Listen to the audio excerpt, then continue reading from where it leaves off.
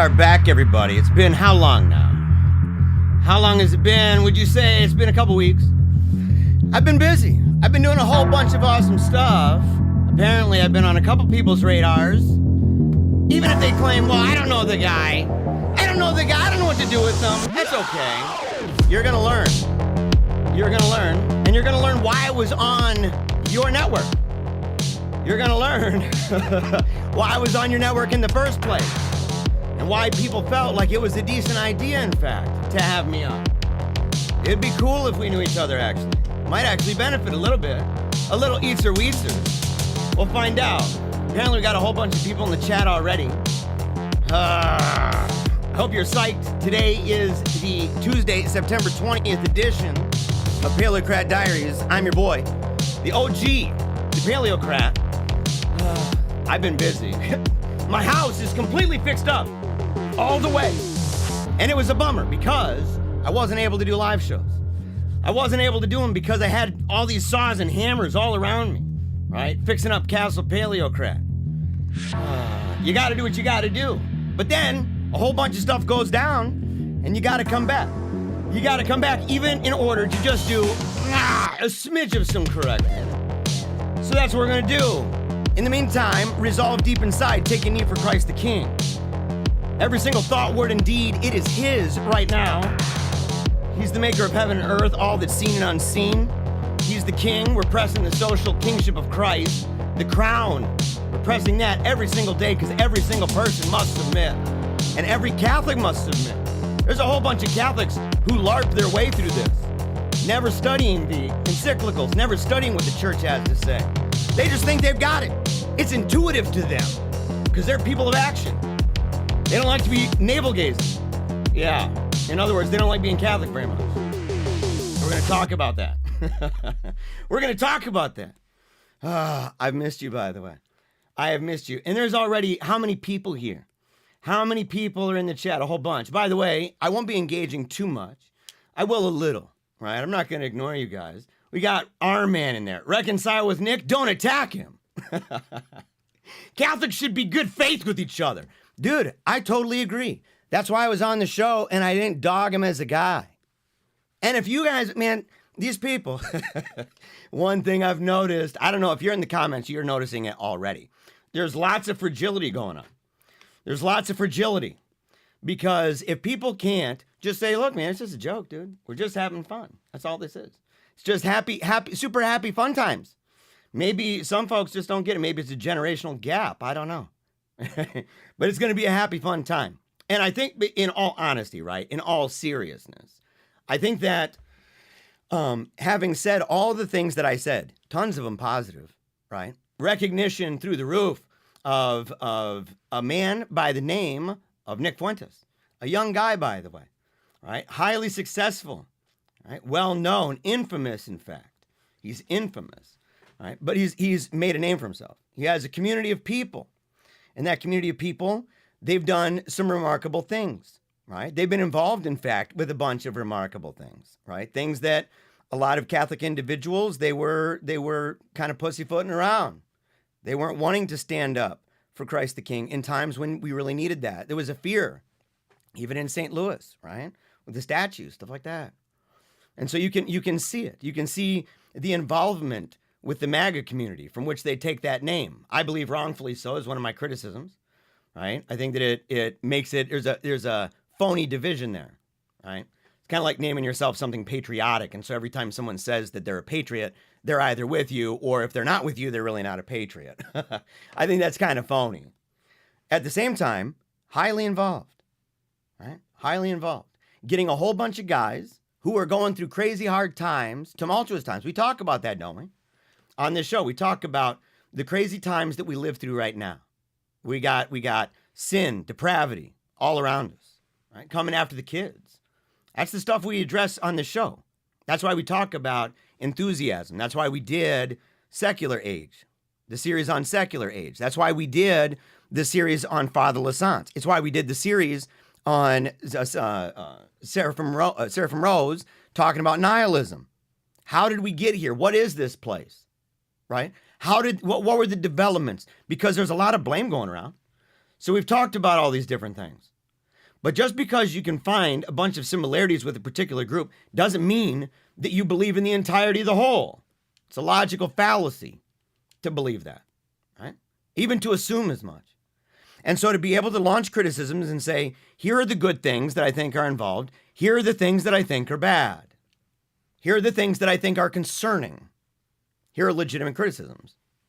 And to offer those. And I had an opportunity, in fact, to do that. And that opportunity was on Logos Triumphant. Okay. So you have hosted by two guys.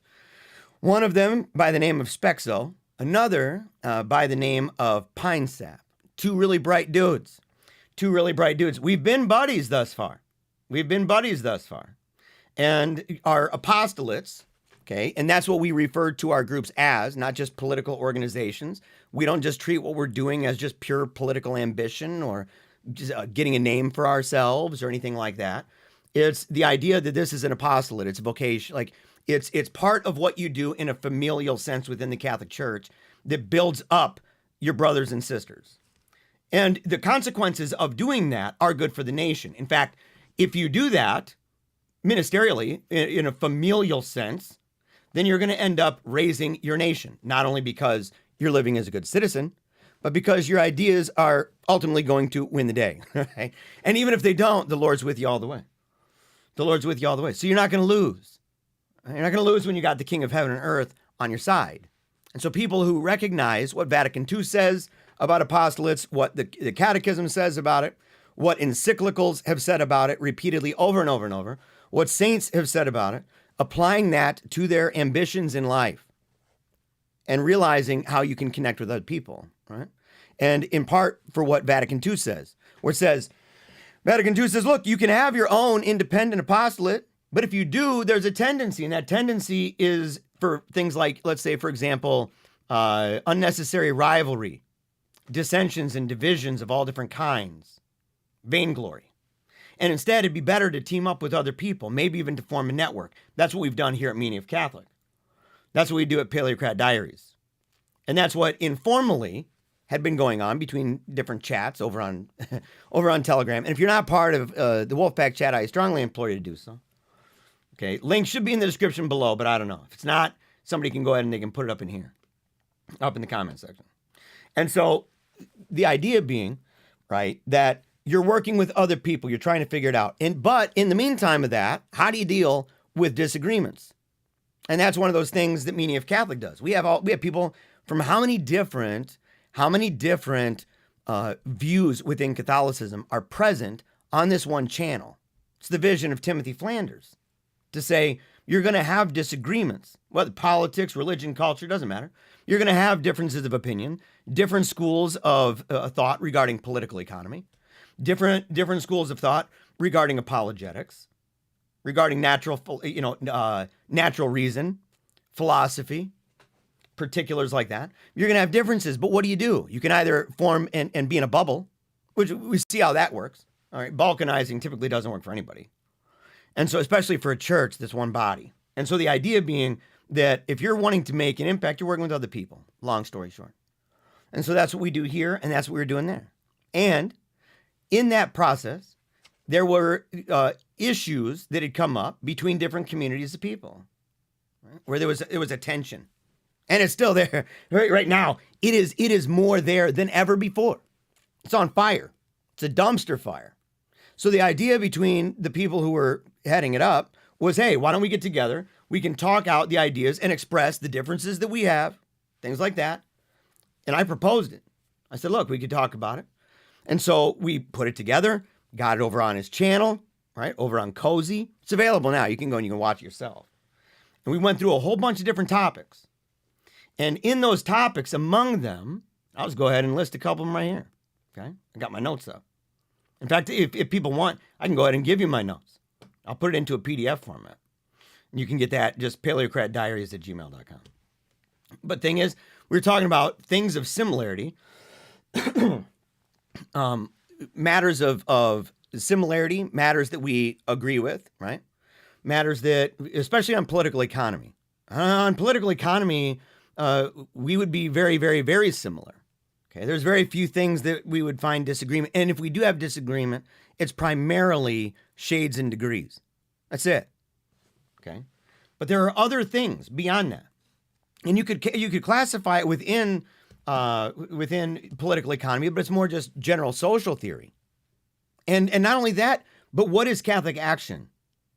How do you take back? How do you do what Pope Pius X talked about when he talks about Christianizing all things, restoring all things in Christ the King? How do you do that?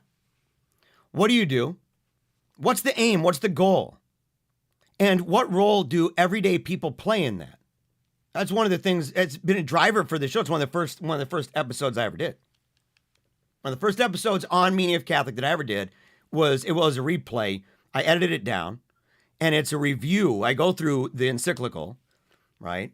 Go through the encyclical by Pope St. Pius X, talking about restoring all things in Christ, reconciling the world to him. That optimistic vision that says that no matter how bad it gets, the end goal of all of this is that we Christianize the world. That we just grow bigger and bigger and bigger. That it's like leaven in a batch, and it just permeates the entire thing. It's a mustard seed that grows into this massive, massive tree. It's so big, in fact, that birds in the air make their nests in it. Or like the kingdom in the end, where princes, right, rulers come in and out of the gates, bringing their gifts to the kingdom. All of those things are grand. All of those things are positive, optimistic. They all have to do with matters of dominion. Because Christ is going to reign, right? For all time, he reigns right now. All power and authority right now is his. And what is he doing? He's subjecting everything under his feet till the final thing is death. And when that happens, then the end. So it means we got a lot of work, right? But we can be hopeful about it. But your social theory is optimistic. Not pessimistic, it's optimistic. Because it ain't all up to you. It ain't all power and authority is yours. You have a job to do, but it's not yours. You've been given a purpose. You don't even belong to yourself. So those kinds of questions on what goes into that, or what goes into media theory, right? We live in a technocratic day and age. We talked a lot about this in different episodes, different parts of different series. We talked about media theory. And what do we do in a day and age that's technocratic? Do we just simply use the same tools? Or do we do termite tactics, like they call in manuals on Catholic action, where you talk about, figuring out maybe even older ways of getting certain things done, because using tools of those who are dominating over you and who control the mechanisms of that. And it would appear to be, in fact, forever, right? Unless we somehow magically take control back of the internet, or magically take control of Facebook or Twitter or anything like that, or YouTube, then the best we've got is termite tactics. And you got to be clever. You got to be sly in order to do what you got to do. And so those kinds of conversations and the differences of opinion regarding that, that's where you get into things like, how do you accomplish political action while also trying not to be some person who's living out a self-fulfilled prophecy, right, of Tom Green sitting there telling the joke about how people are constantly tapping on their phones with their thumbs, that eventually they're just one big fat thumb just beating their head against the screen. How do you do digital minimalism? How do you decide how to use digital technology like a tool? And not just for its utility, but within the framework of your ultimate values in your life. Because at the end of the day, when you die and you are on your deathbed and you have a family around you, right? Prayerfully. You have a family around you and you're looking back, right? Through the corridors of the years that you spent living and moving, having your being on this planet. What are you going to wish that you had done? What are you going to wish you had not done?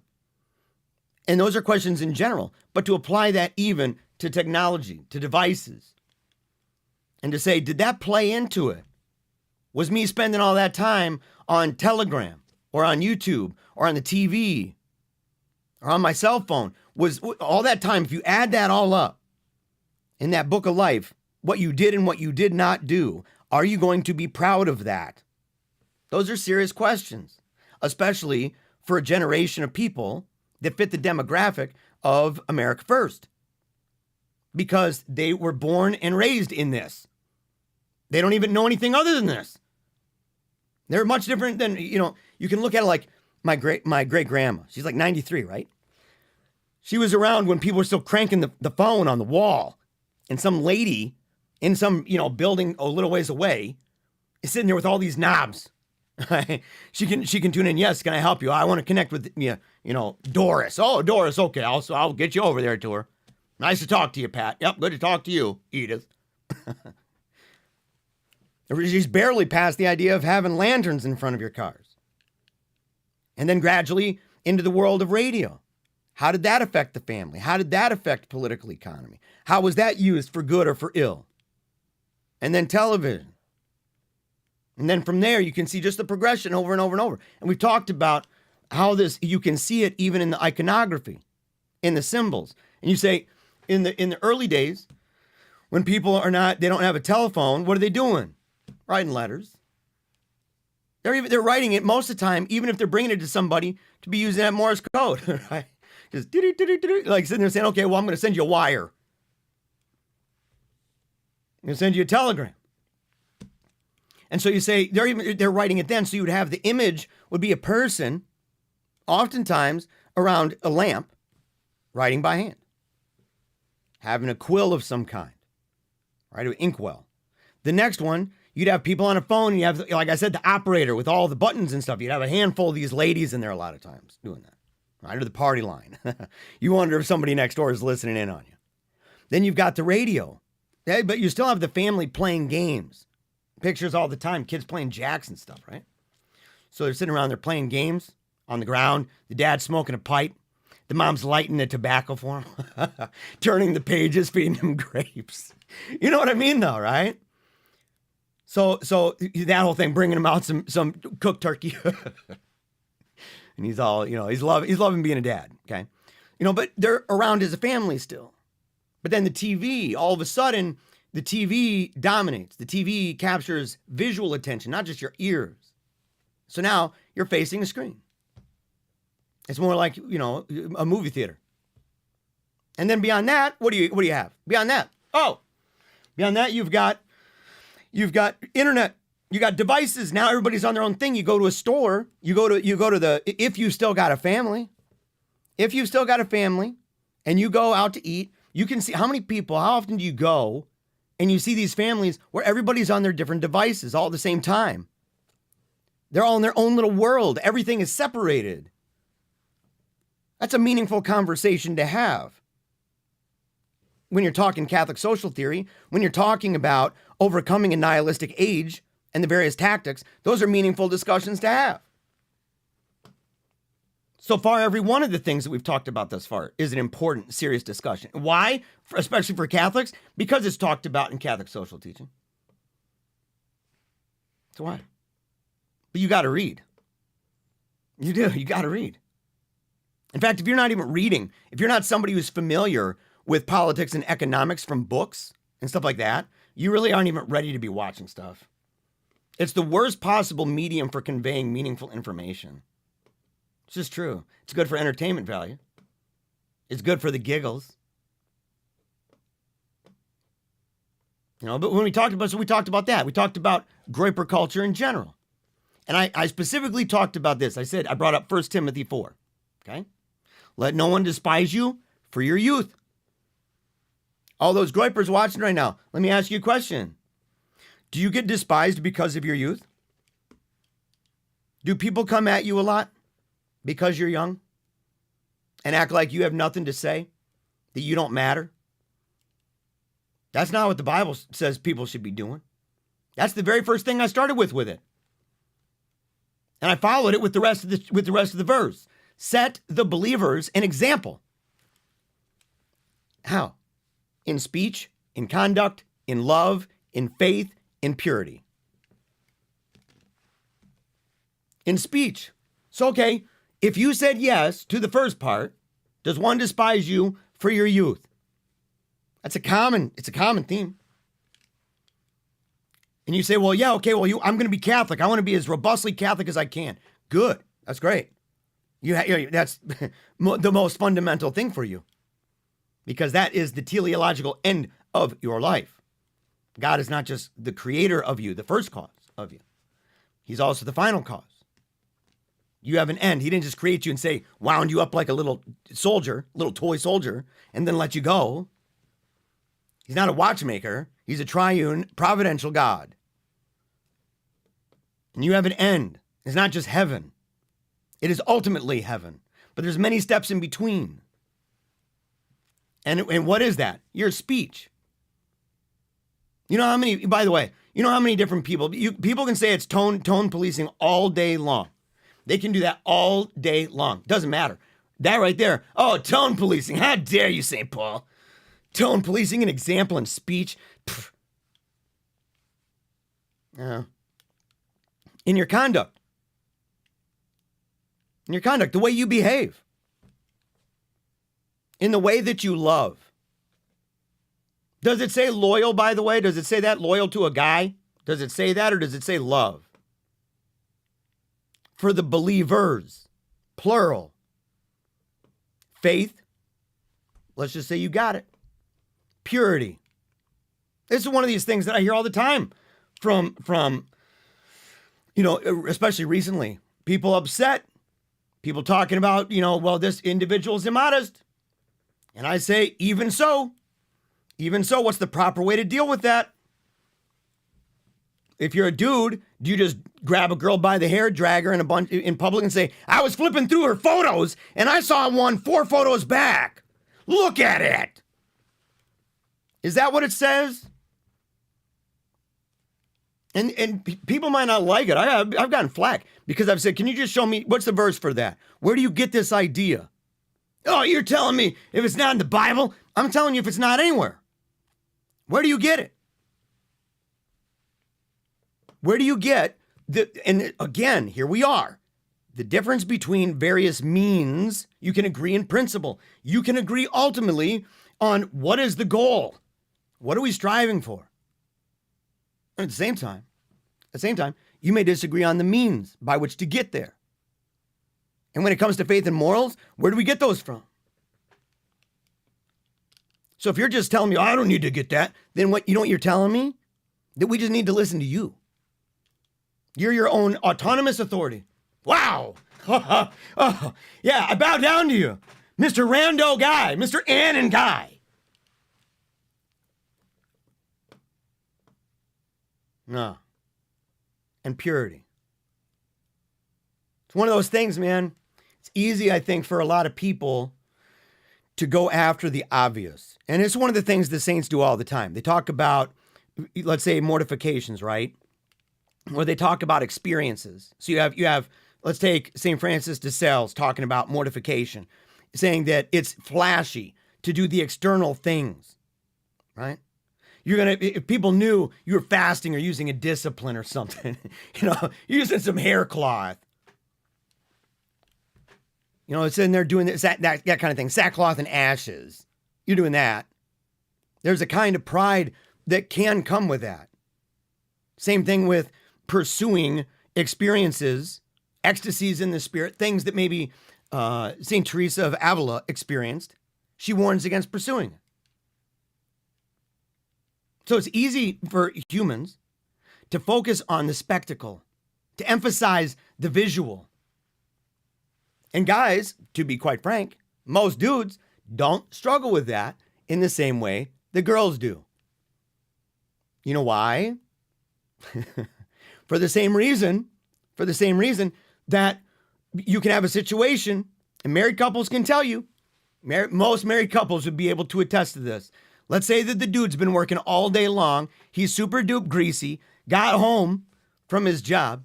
And what does he do when he gets home? He sits down, takes off his shoes, reeks up the house, smells like a sty, is all nasty.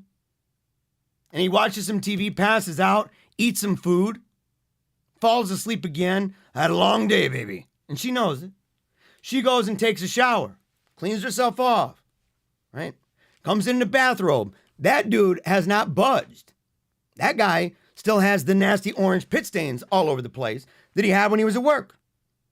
But he opens his eyes and sees her, and he smells the cleanliness, the smell of the shampoo. And all of a sudden, dude, he's ready to make babies. Yeah. Because we're visual.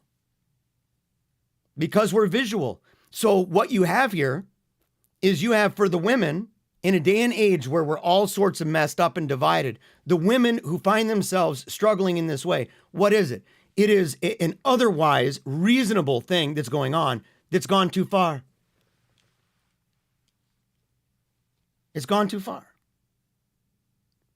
And so you say, man, wow, okay, so if we frame it that way and say, well, okay, so they're trying to put themselves out there. They want to be seen.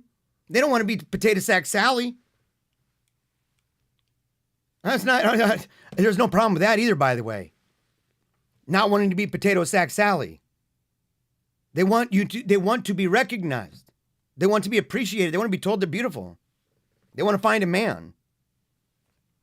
And so for them, there is more of a projection in that sense. It's not quite so with men. But men struggle in a different way. So it's easy to go after the ones who are already in the situation of public, especially in a day and age of social media, because all of it's out there and dudes play into it, scrolling through the pictures. Yeah, what does she look like, man? Oh, yeah. You don't know who they are in spite of that. But guys, their problem's different. What are they struggling with? Are they struggling with cleavage pictures? Is that what they're struggling with? Are they struggling with wearing shirts or pants that are too short or too tight? Is that what they're struggling with? Or are they struggling with solitary sins? Things that they do at night when all the lights are off and they have a cell phone in their hand. There's nobody there to say anything about it. It's grotesquely immodest. So many of these people that go around judging left and right, so many of those same people, they know deep down inside that's something they struggle with. And they're so fortunate in a way because nobody can just say, oh, you know what? Well, this is what you do in public. But it has ramifications beyond what happens in your bedroom. It affects you outside of that. In love, purity, example, speech. I mentioned the idea about do not rebuke an older man, but encourage him as you would a father. Younger men as brothers. The Bible does this all the time. Two-way street. It's a two-way street. You know, you're sitting there and you're like, okay. On the one hand, it's kind of like children obey your mother and father, right? Honor them and obey. On the other hand, parents, do not, lead your children to this place of rage. So you have a both and. Same thing with those who are slaves and those who are masters in the Bible. Same thing with a husband and a wife. It's always a both and. It's always a two-way street because it's familial.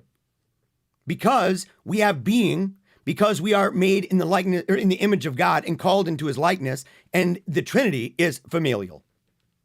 Relational. But the idea of, how do you treat older people? This would be relevant. We're still in 1 Timothy. It's that St. Paul again, man. He's causing all sorts of trouble. Deuteronomy 32. Remember the days of old. That's easy for a lot of these guys to do. They're nostalgic for it, and a good reason. Right? You see the popularity of these images that are saying stuff like, press escape to go back. The world isn't the same, right, as it was when you were growing up. This sentiment that's expressed in all these different ways. Remember the days of old. Consider the years of many generations. Yeah, man, that sounds dope. Let's go back. That's traditional, dude. Ask your dad. Ask your father, and he will show you. My dad's a boomer. Ask your elders, and they will tell you. That's like, when a guy comes up and says, I've been doing this for many years. I have something to tell you. Oh, yeah, right, old timer. Yeah, right, old man. That's not a Catholic way of looking at generations, man. That is not a Christian way. That, in fact, is a nihilistic way. It's secular, man. It's secular. It's part of the dialectic. Part of the dialectic, man. All you're doing, people think they're so edgy. People think they're so dope. It's old. You think that came out of nowhere, that verse? Wisdom belongs to the age, understanding to the old. Job 12. Oh, that's another one of those. Darn it, man. You find me somewhere that doesn't. And if you say, well, we live in bad times, man, it might even be the end of the world. You go, yeah, are you talking like where, with dreams and visions with young and old men? The passage from Joel? You talking about that one? In these last days, is that what you're talking about? We talked about how outsiders view people. And we'll get to the Fuentes thing. I'm going to play a video of it. 6 minutes. 6 minutes long. But this is what it was about. How outsiders view you. Colossians 4. Walk in wisdom toward outsiders. Making the best use of your time. Let your speech always be gracious. I don't know if anybody can go through this chat and say that that's even legit. If those people in the chat would say, oh, I'm a Catholic. If people would say, I don't think Catholics believe what they're supposed to believe. Let your speech be always gracious, seasoned with salt. Why? So that you may know how you ought to answer each person. That's weird. Because it seems like sometimes you're like, yeah, but you gotta be able to just really get to them. You gotta go and if you disagree, man, you gotta roast them. Blah, blah, blah. But that's actually why you need to let your speech be gracious. Because then, while it's gracious, seasoned with salt, that you may know how you ought to answer each person. Proverbs 29, a fool gives full vent to his spirit, but a wise man quietly holds it back. That's one of those think before you speak things. And if you think before you speak, then you're definitely going to think before you act. In fact, because thinking itself is an act. So if you act without thinking, then you are mindlessly acting or intuitively. You're like, just it's like this kind of unction. It's a magical, mystical thing. Oh, people are just rolling around. Man of action. You hear this a lot. Sounds more like the guys who wrote The Fourth Turning. Have you read that? They say some stuff that's legit.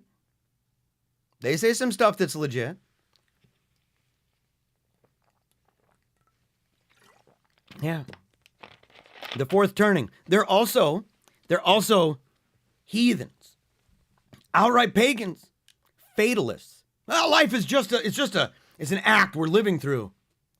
We're dancing on the edge of an active volcano, but because of your generational divide, your role is to do this. So embrace it. You know that you're going to just die, but you did it with valor. And you go, why would I do that? And he'd say, because the fact is, from the beginning of time, that's been the loop, the saculum, the width and breadth of a hand, the idea that 80 years or 100 years, you have these cycles and it has 4 generations in it. You can make a bunch of predictions. It has predictive power to certain degrees. But it's also fatalistic. You have to be able to balance out that idea of something being cyclical and something advancing forward. You have to be able to balance the cyclical nature of the liturgy and liturgical seasons, cycles and seasons, with the idea of moving forward in the philosophy of time in the City of God. St. Augustine.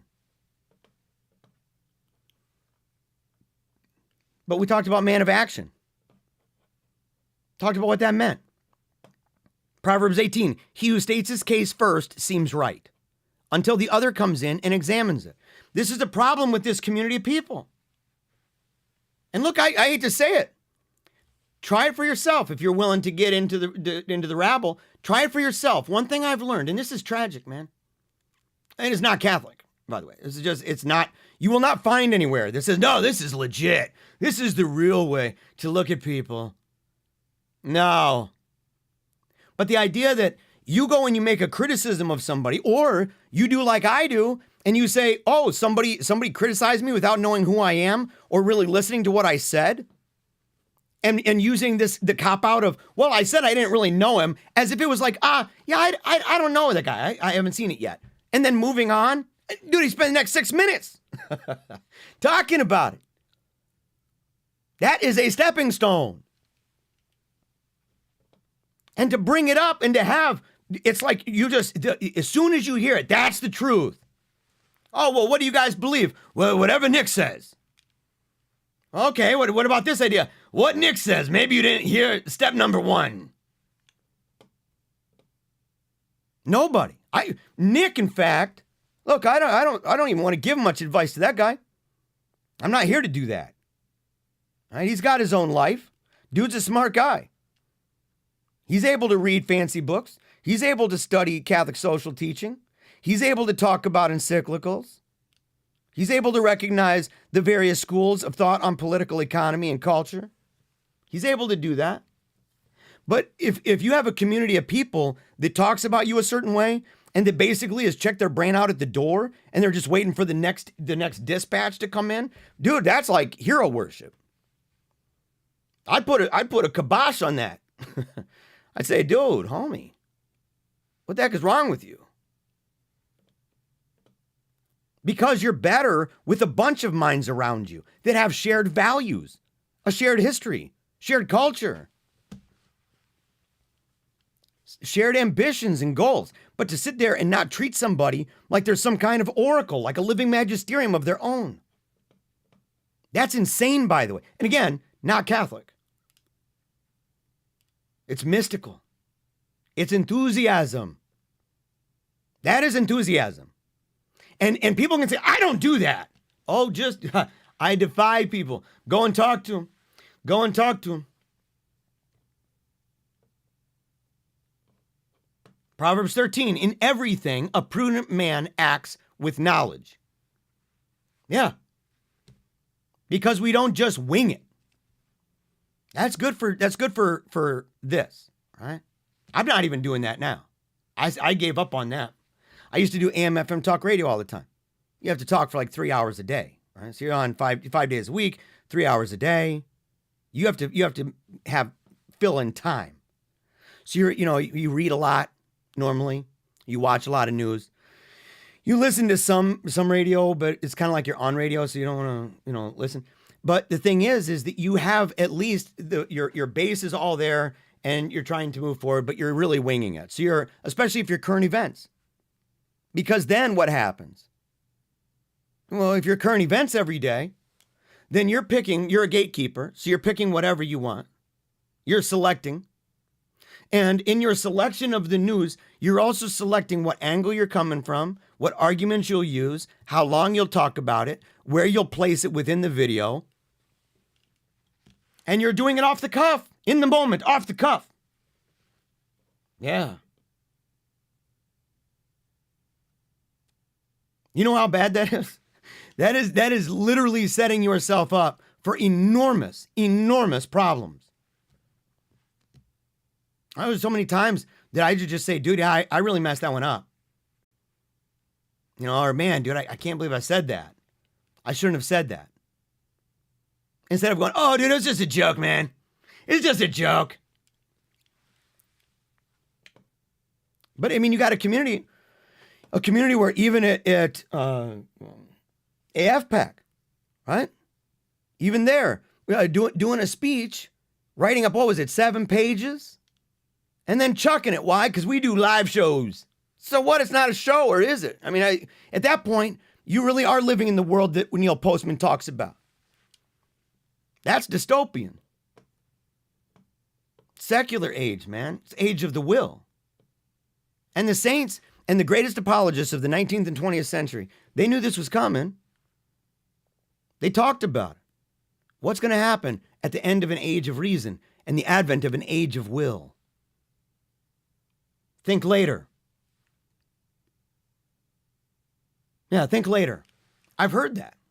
I've heard, oh, we don't put together any kind of program because we're really just about, moving forward. With what? You are assuming a program. You must, or else you're mindless. So if people ask you, what is it? And you say, oh, go over here and go watch some 2-hour video with a guy, off the cuff. Nah, that's all right, man. I'm good with that. Bullet points? I mean, can't you do that? Can't you, a 5-minute video with, some timestamps or something? I mean, that's not asking a lot. Other than don't be lazy. Be at least an itsy bit organized. I don't think that that's a rude criticism. I think it's a basic elementary expectation. And that's not from gazing at your navel all day long. Which, by the way, is an offensive thing to say to a bunch of Catholic people who are studying scholastics, trying to better understand the world around them so that they can make informed decisions. Because you want to know what's going to happen? Let's say, hypothetically, that this movement of guys, that they advance, and in advancing, that they make it to a place where all of a sudden they make it there, and what happens? What happens? Oh, they're going to take over. It's that good. It's that good. People are like, dude, we're totally in with it, man. You've won the day. We've really advanced. It's onward and upward, inevitable. You hear this kind of talk. It's inevitable. It's a matter of time. Okay, imagine it happened. What policy? Can you name one? It's kind of hard when the leader says he doesn't want to listen to any kind of, podcast this kind of long talking about policy. Imagine if he had an 800-page book in his hands. So how can you trust, other than, again, Oracle man, intuition? Woo.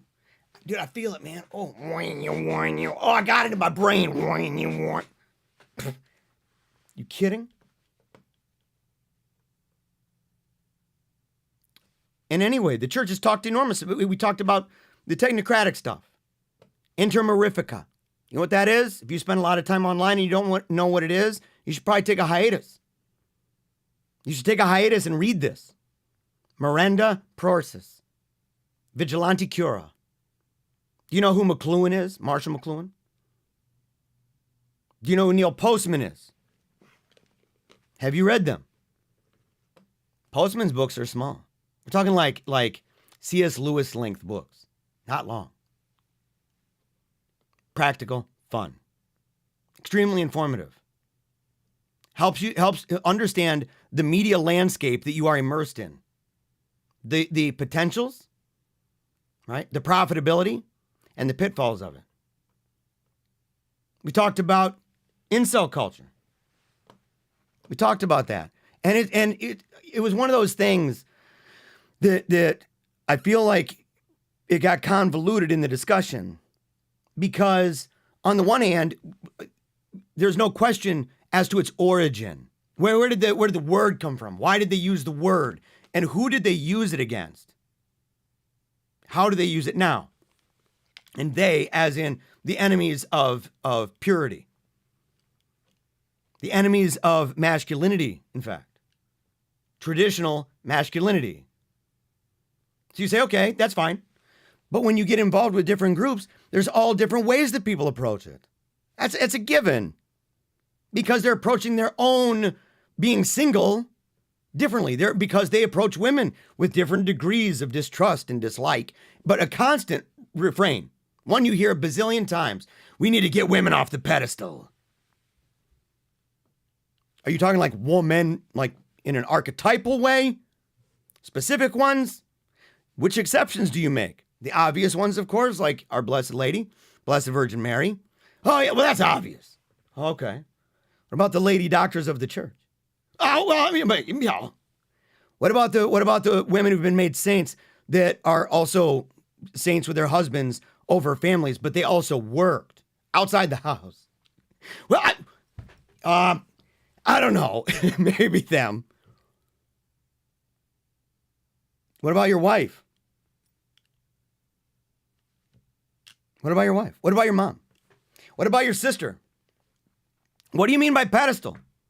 If you mean the ascendance of the feminine, and by the feminine, we're talking a tremendous distortion, a terrible distortion of that. Pajot has a video about it. It's amazing, actually. Talks about all the Marvel films, right? And the different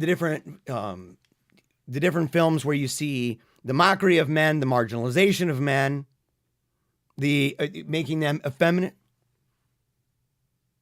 and making women, in fact, masculine, taking on masculine roles. In some cases, just replacing outright, like not even a new character, just outright replacement. If you mean that, okay. But here's the thing about that. By and large, that problem is not within the church. It's not in your parish, by and large. Okay, you're going to have examples of it. But the idea of taking that and making it a heuristic to then define all women this way, or to at least make it so general that it's really difficult to look at any woman and not feel that way and to speak that way of women. That's actually a real problem. And that's why there's so few dudes in that community. And people can point and say, oh, look, this guy's married, this guy's got kids. Obviously.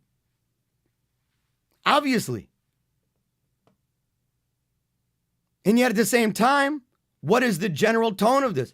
It's admitted that the vast majority is a specific age, which, by the way, makes it almost it makes it good for a marketing demographic.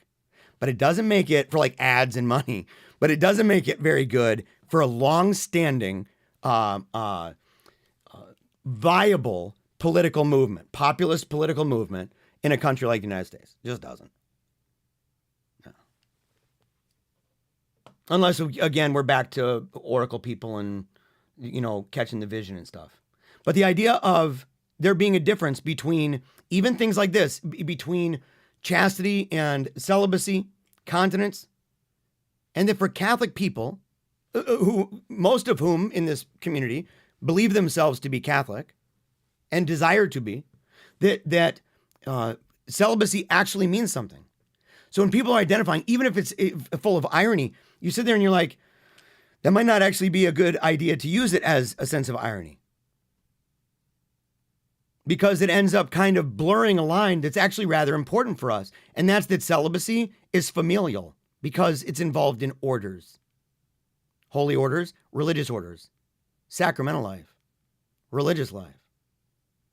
That's a lifelong commitment. And you're married still, but to the church, to the people of God. But you're still married. Right? And so in that sense, every one of those, and I said there's you go back and read Father Lassance. I did a series on it. If you don't like reading books, you want to watch videos, we did a series on Father Lassance. If you don't know who that is, I'm sorry to hear that. He's one of the most based priests in the universe ever. Made an amazing missal, one of the greatest traditional Latin Mass missals that's ever been made in the English language. Wrote books, plural, for young men and young women. And these books, it was so important, right? These books, that you had a Pope give him a special blessing. It was a remarkable thing. And he's sitting there on his knees. And as the Pope is giving a blessing, he said, not me, but my books. Not me, but my books. And what were they about? They're about growing up and being a good young Christian man and a young Christian woman. And that's what makes it doubly tragic if you don't know who he is. Because by the sound of it, a bunch of ladies right now need to read that. And by the sound of it, a bunch of dudes need to read that.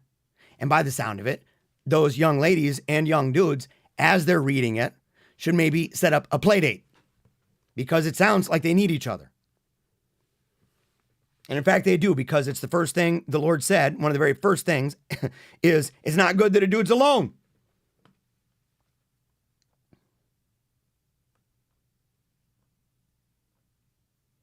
We talked about social theory. We did not talk about other things, and I'm not even going to do it tonight. Right?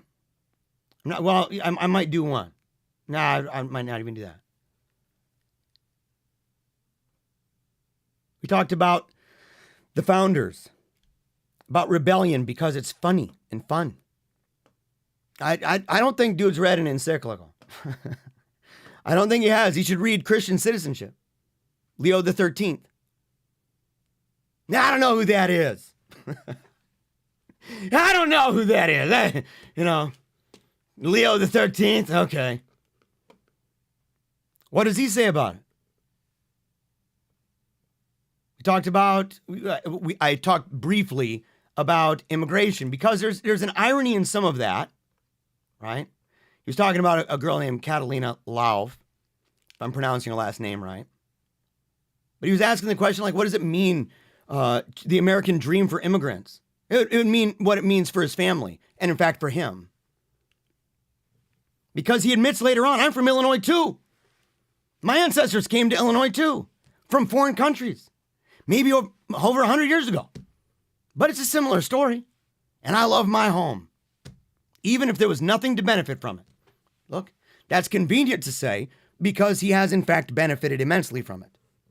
That's like saying, dude, if I was Adam and Eve, I would totally have never eaten from the fruit. Or man, if I was in that Donatist controversy, I'd have easily given up my life for the Lord. It's different all of a sudden when you got a sword to your throat. So it's convenient. And in fact, he can't even say that. Not with any degree of certainty. Because he'd be riddled with all sorts of confirmation bias of himself. But the truth is, he loves the idea of his home.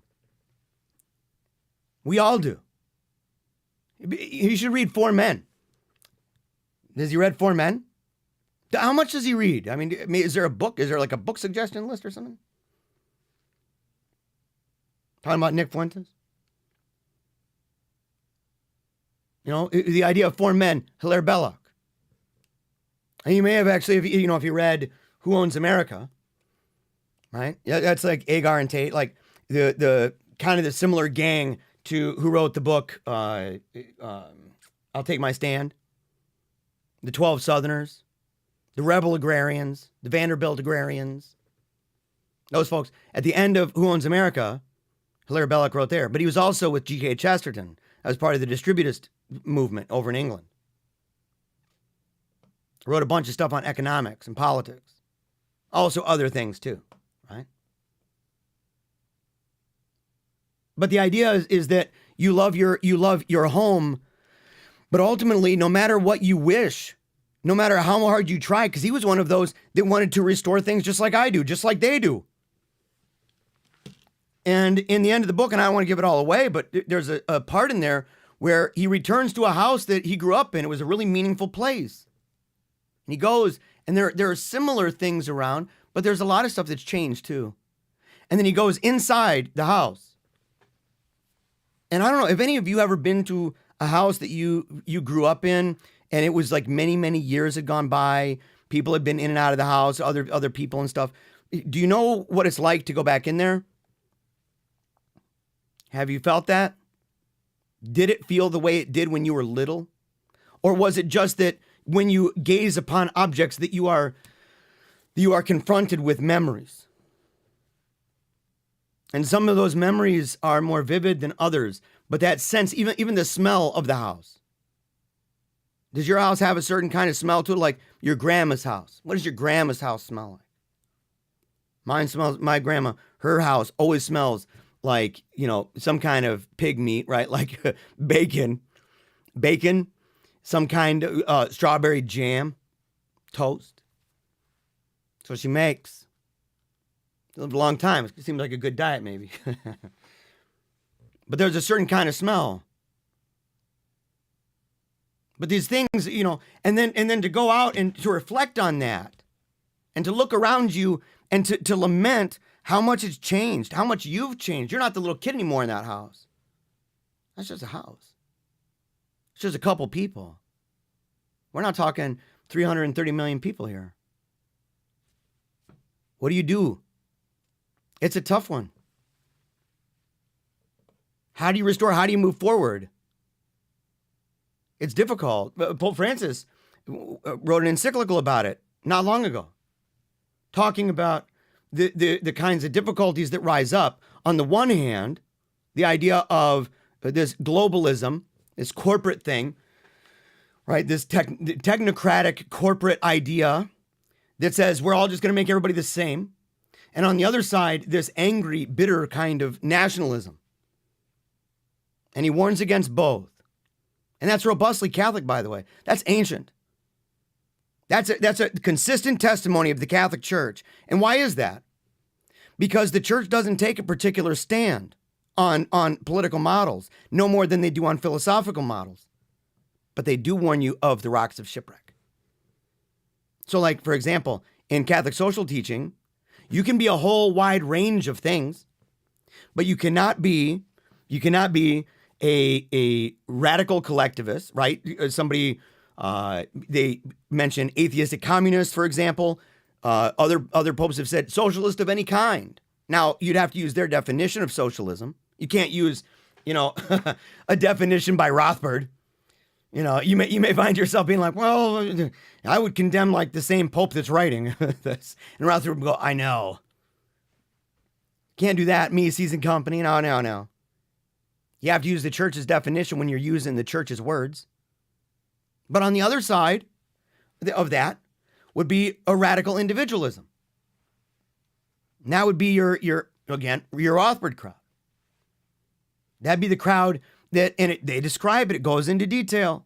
The popes don't leave us without a witness, without a guide to say these are rocks of shipwreck. In the same way, that's what Pope Francis did when talking about the brotherhood of man, the idea that we're engaging all the time, different people around the world in ways that are unprecedented in days gone by. I mean, it's just true. You can hop on a plane, a lot of people. And so you say, man, like, how do you live in that world? Thank God we've got the church. But what do we do in a situation when the church particularly, explicitly goes against a specific thing in the ordinary magisterium and seems to play into the idea of the horseshoe model that says, of political theory that says that the extremes, rather than being on a spectrum, hard right to hard left, that instead it's like a horseshoe. You say, so the extremes, the hard right and the hard left, end up being way closer to each other than you think. Which is why you end up getting in these debates as to whether or not Mustache Man was in fact a leftist or a right-wing guy. You're going to get in debates about that. And people could say same thing with debates over anarchism. Same thing with debates, libertarianism. Your anarcho-capitalist crowd. So you end up having similar things. And the dialectic, right? The nihilist dialectic that's got multiple phases. And you say each one of these phases, so the realists had an issue with the vitalists, for example. Major time disagreements. Yet at the same time, their most basic and ruling assumptions about the world, how we know what we know, how we live, move, and have our being. This kind of psychologism, that it's all in the brain. Individuals, that's the way it is. That those assumptions are shared. So there's a sense where they disagree, but there's a sense where they're both operating off of the same assumptions. Seraphim Rose puts Mustache Man in that and says it's just part of the dialectic. That's not mega dope or anything. That's just reactionary nonsense. We talked about whether it was a cult, mystics and messiahs, because people will accuse it of that. They'll accuse it of this. They'll say, look, the way that you follow one guy, you call him a leader. Everybody, no matter what, it's like you defend, you hold the line. Maybe you've seen it in the chat. I don't know, I haven't even looked at it yet, to be quite frank.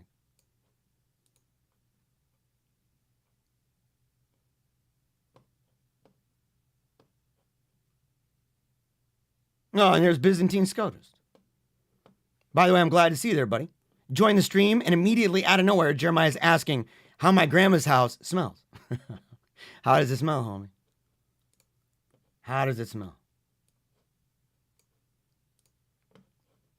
But maybe you've seen it. This idea that you follow an individual on intuitions. And look at the way it works right now. You're going to see. Because I'll play it right now.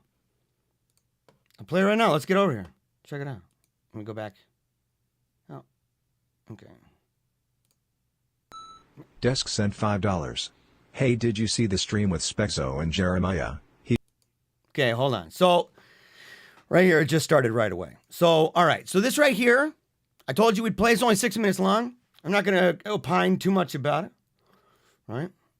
But I'll say what I want to say about it. And I've been warned, man. I've been warned by Very Catholic, the most Catholic, robustly Catholic group in the world, that if I do this at all, if I do this, there's hell to pay. Oh, there's hell to pay. You don't know what's coming, man. For your own sake, for your own benefit, please don't do it. Do you not trust yourselves? Do you not? Is it that depraved? Is it that wrapped up in a person? If so, reflect. Selah, Selah. It's okay. So some dude named Dask gave some loot. Okay?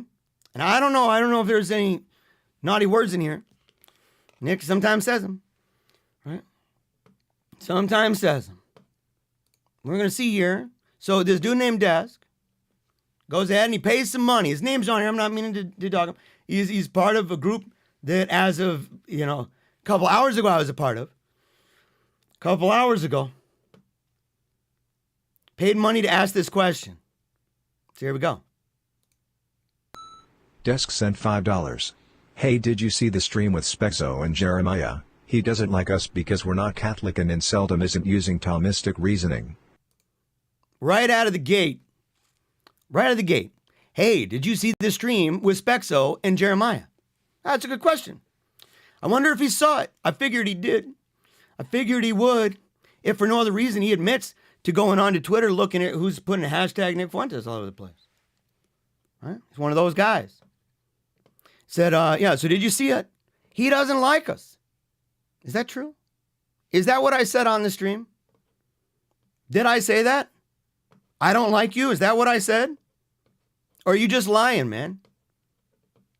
He doesn't like us. Why? Because we're not Catholic. What? So already, mischief. Already. Now this guy, maybe, and you'll find out, doesn't really know me. Admits it. So I don't know the guy.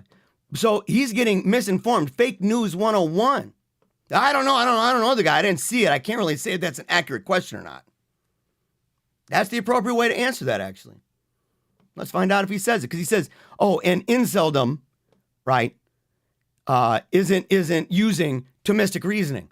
Can anybody who watches my show imagine me saying that the reason why something's wrong is because it doesn't use Thomistic reasoning? Can you even imagine? You'd be like, dude, bro's like really into Bonaventure. Like, it's kind of on the Franciscan side of a line. Obviously I give it up for Angelic Doctor. Obviously. Let's see. I saw a little bit of it. I don't even know who that guy is.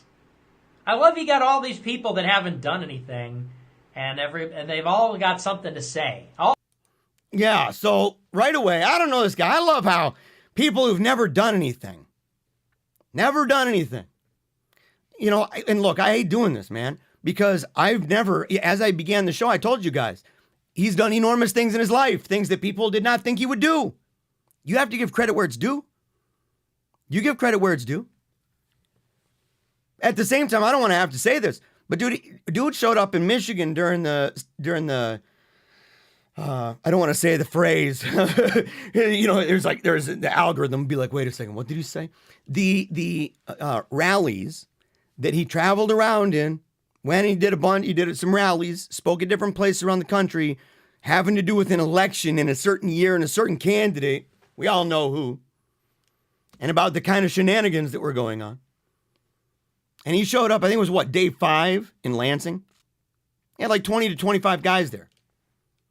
I don't know if anybody in the grassroots Michigan even knew at all. I'm part of that, by the way. Okay. I'm the one who made the commercial I was asked as a media guy, they said, can you make the promo for the Christmas get together? We were told we weren't allowed to do that. It was during COVID. COVID died.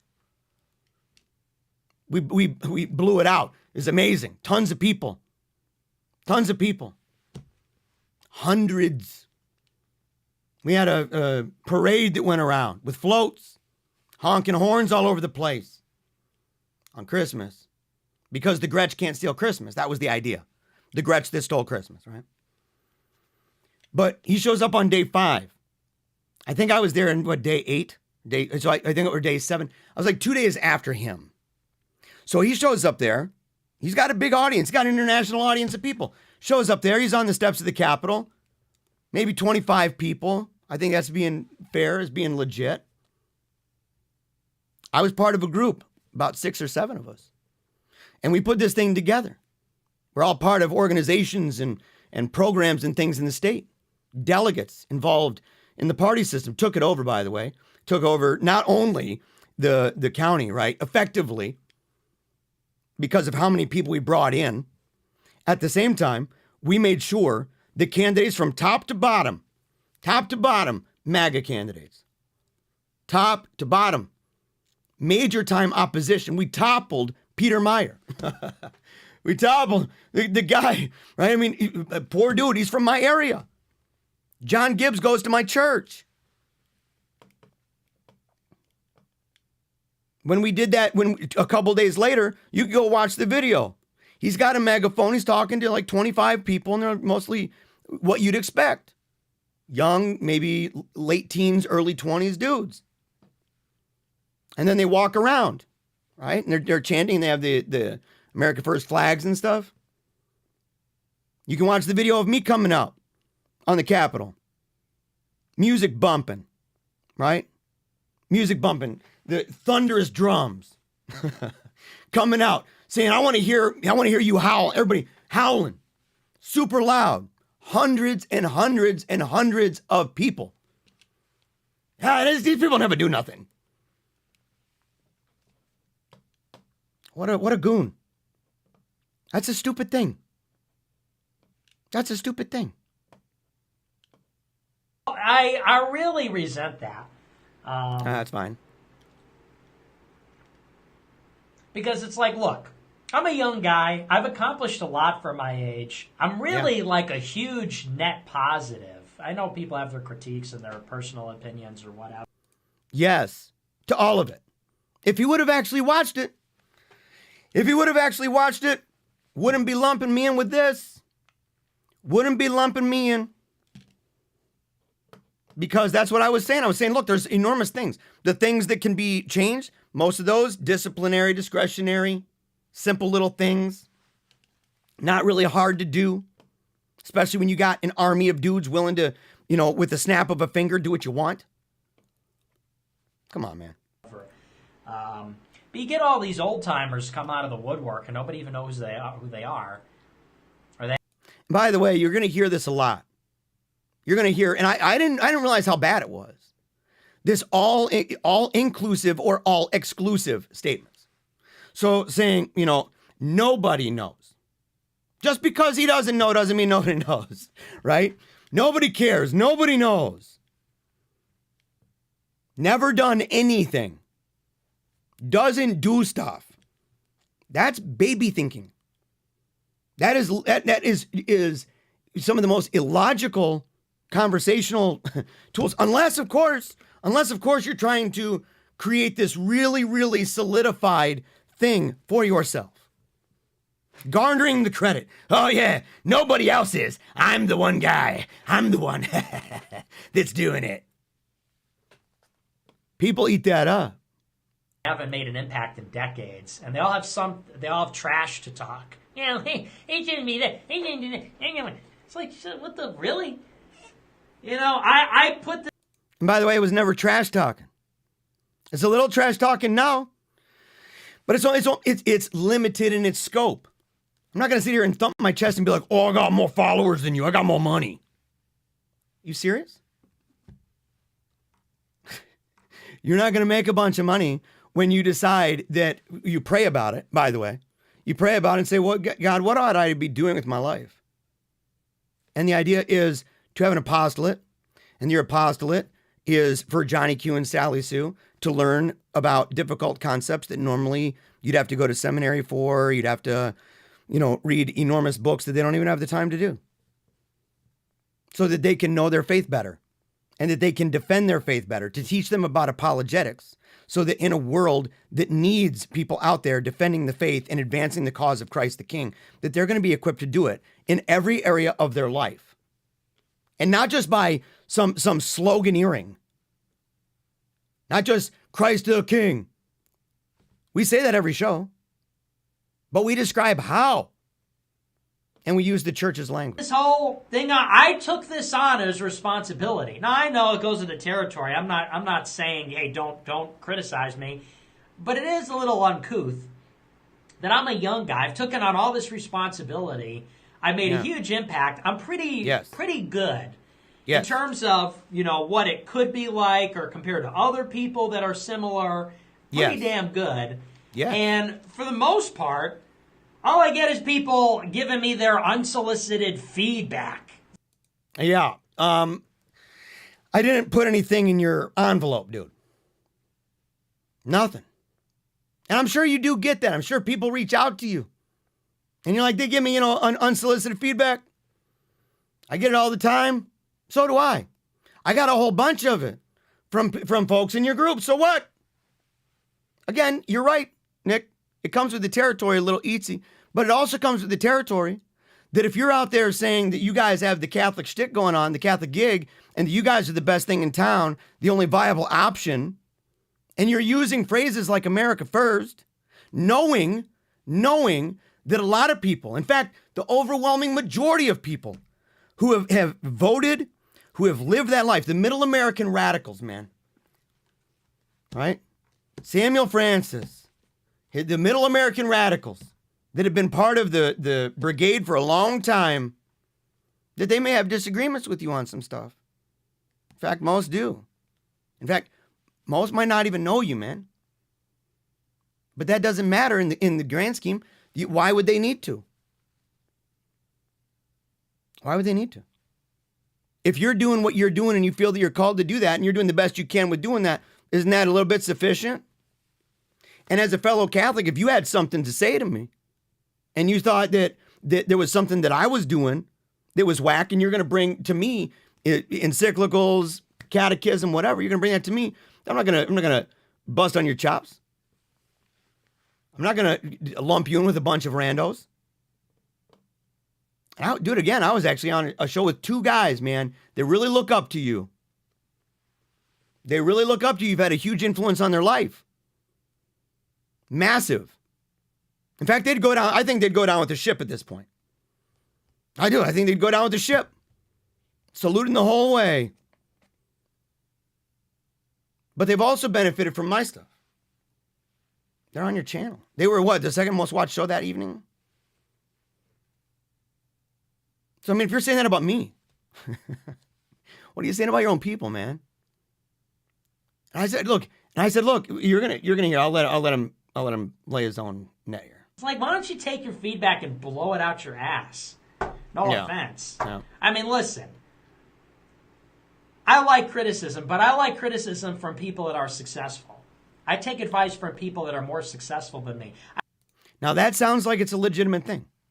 It depends on what the criticism is. I mean, and this is the illogic of it. This is, again, kindergarten logic. It is. This is not hard, okay? So if someone says, I only take advice from somebody who is more successful than me, well, what are you talking about? If you're talking about, let's say, chastity, does it need to be somebody that's a popular person who's chaste? What if it's somebody who's not very popular, but you happen to know, and you know that that person lives a very chaste life? What if it's about prayer?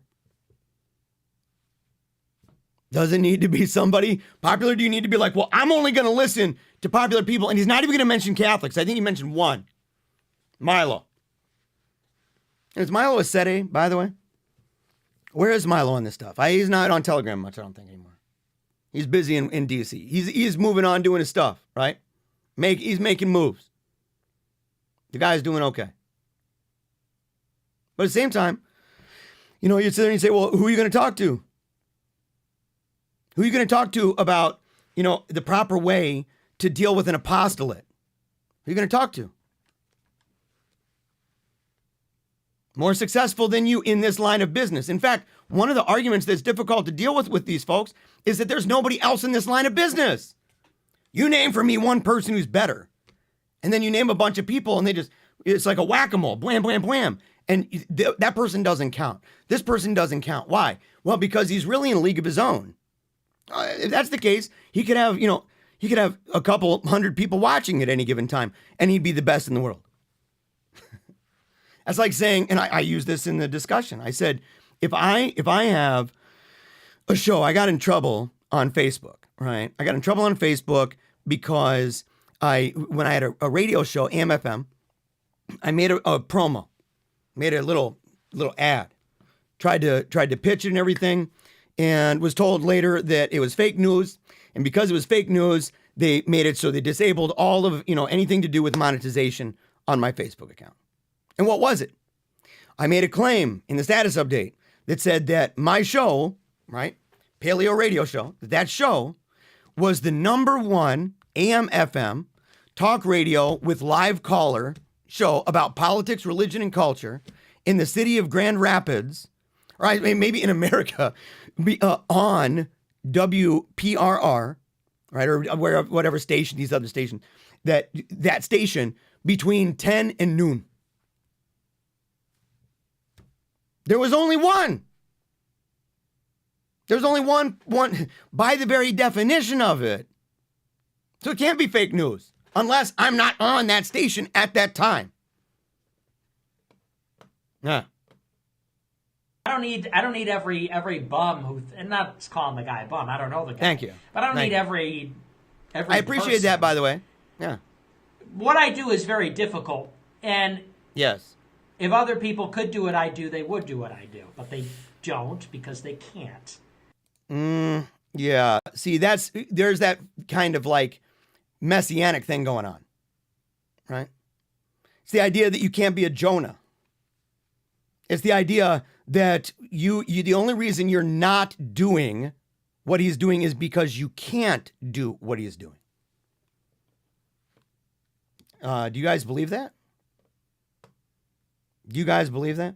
In other words, that leaves you at a place where that if you believe that this is a cause that needs to happen, the only possible person, the only one who can, and how would he even be able to know that anyway? By the way, I mean, think about that. How would you know that? How could you know that anyway? It's like Napoleon Dynamite, right? Is it Kip who's like, how could you even know that anyway? That kind of, I don't forget which one, but it's the joke and say, look, here's a guy talking about himself, putting down literally every other MAGA person on the planet. This is, again, the vainglory of an individual. I don't even know if he considers what he does an apostolate. Is it? Is this a vocation or is this what is this? But then they all think they know how to do my job better than I do. That's actually possible. That's like a golfer saying, I golf and I'm really good at golf. So if you're somebody who's not as good at golf as I am, then you think you could help me?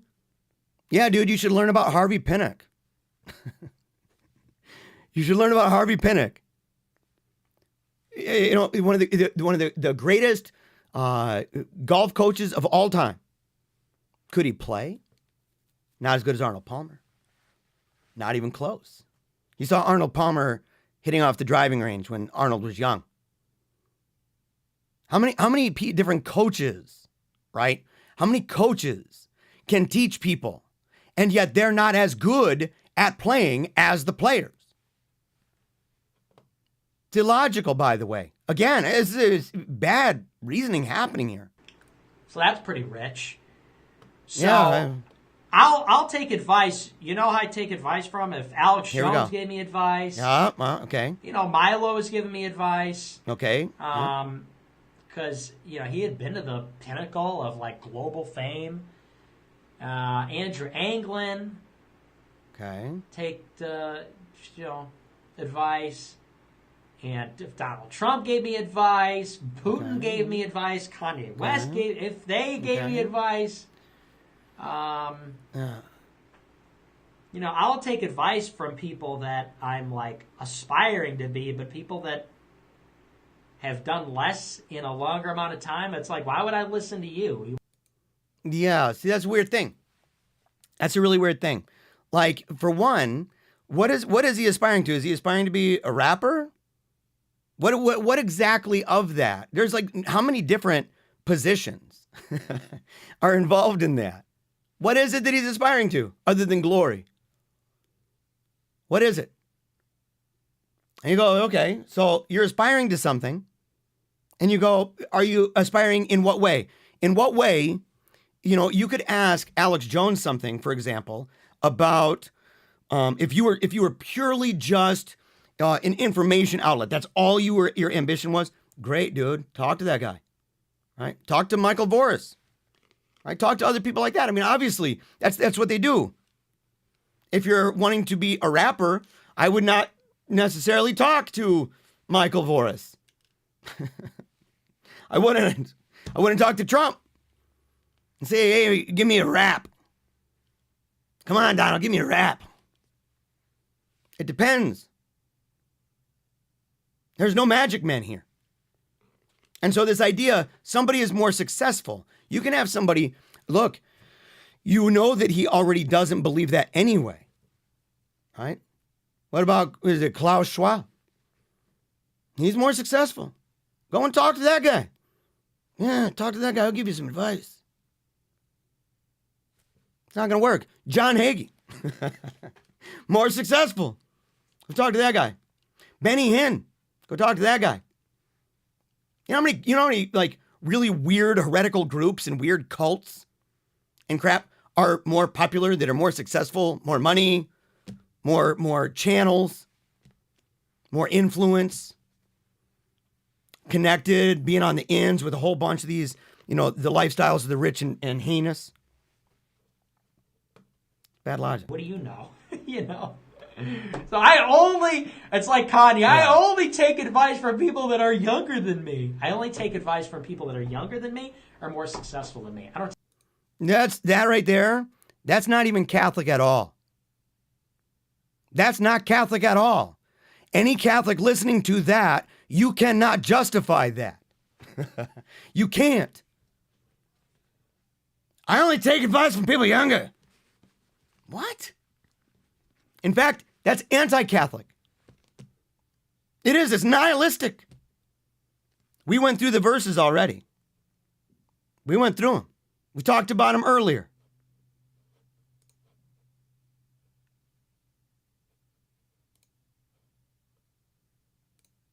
Take advice from old timers. Old timers. Let's do this again. I'm 45. I get it. I'm 45. Yeah. And I'm not even trying to give you advice.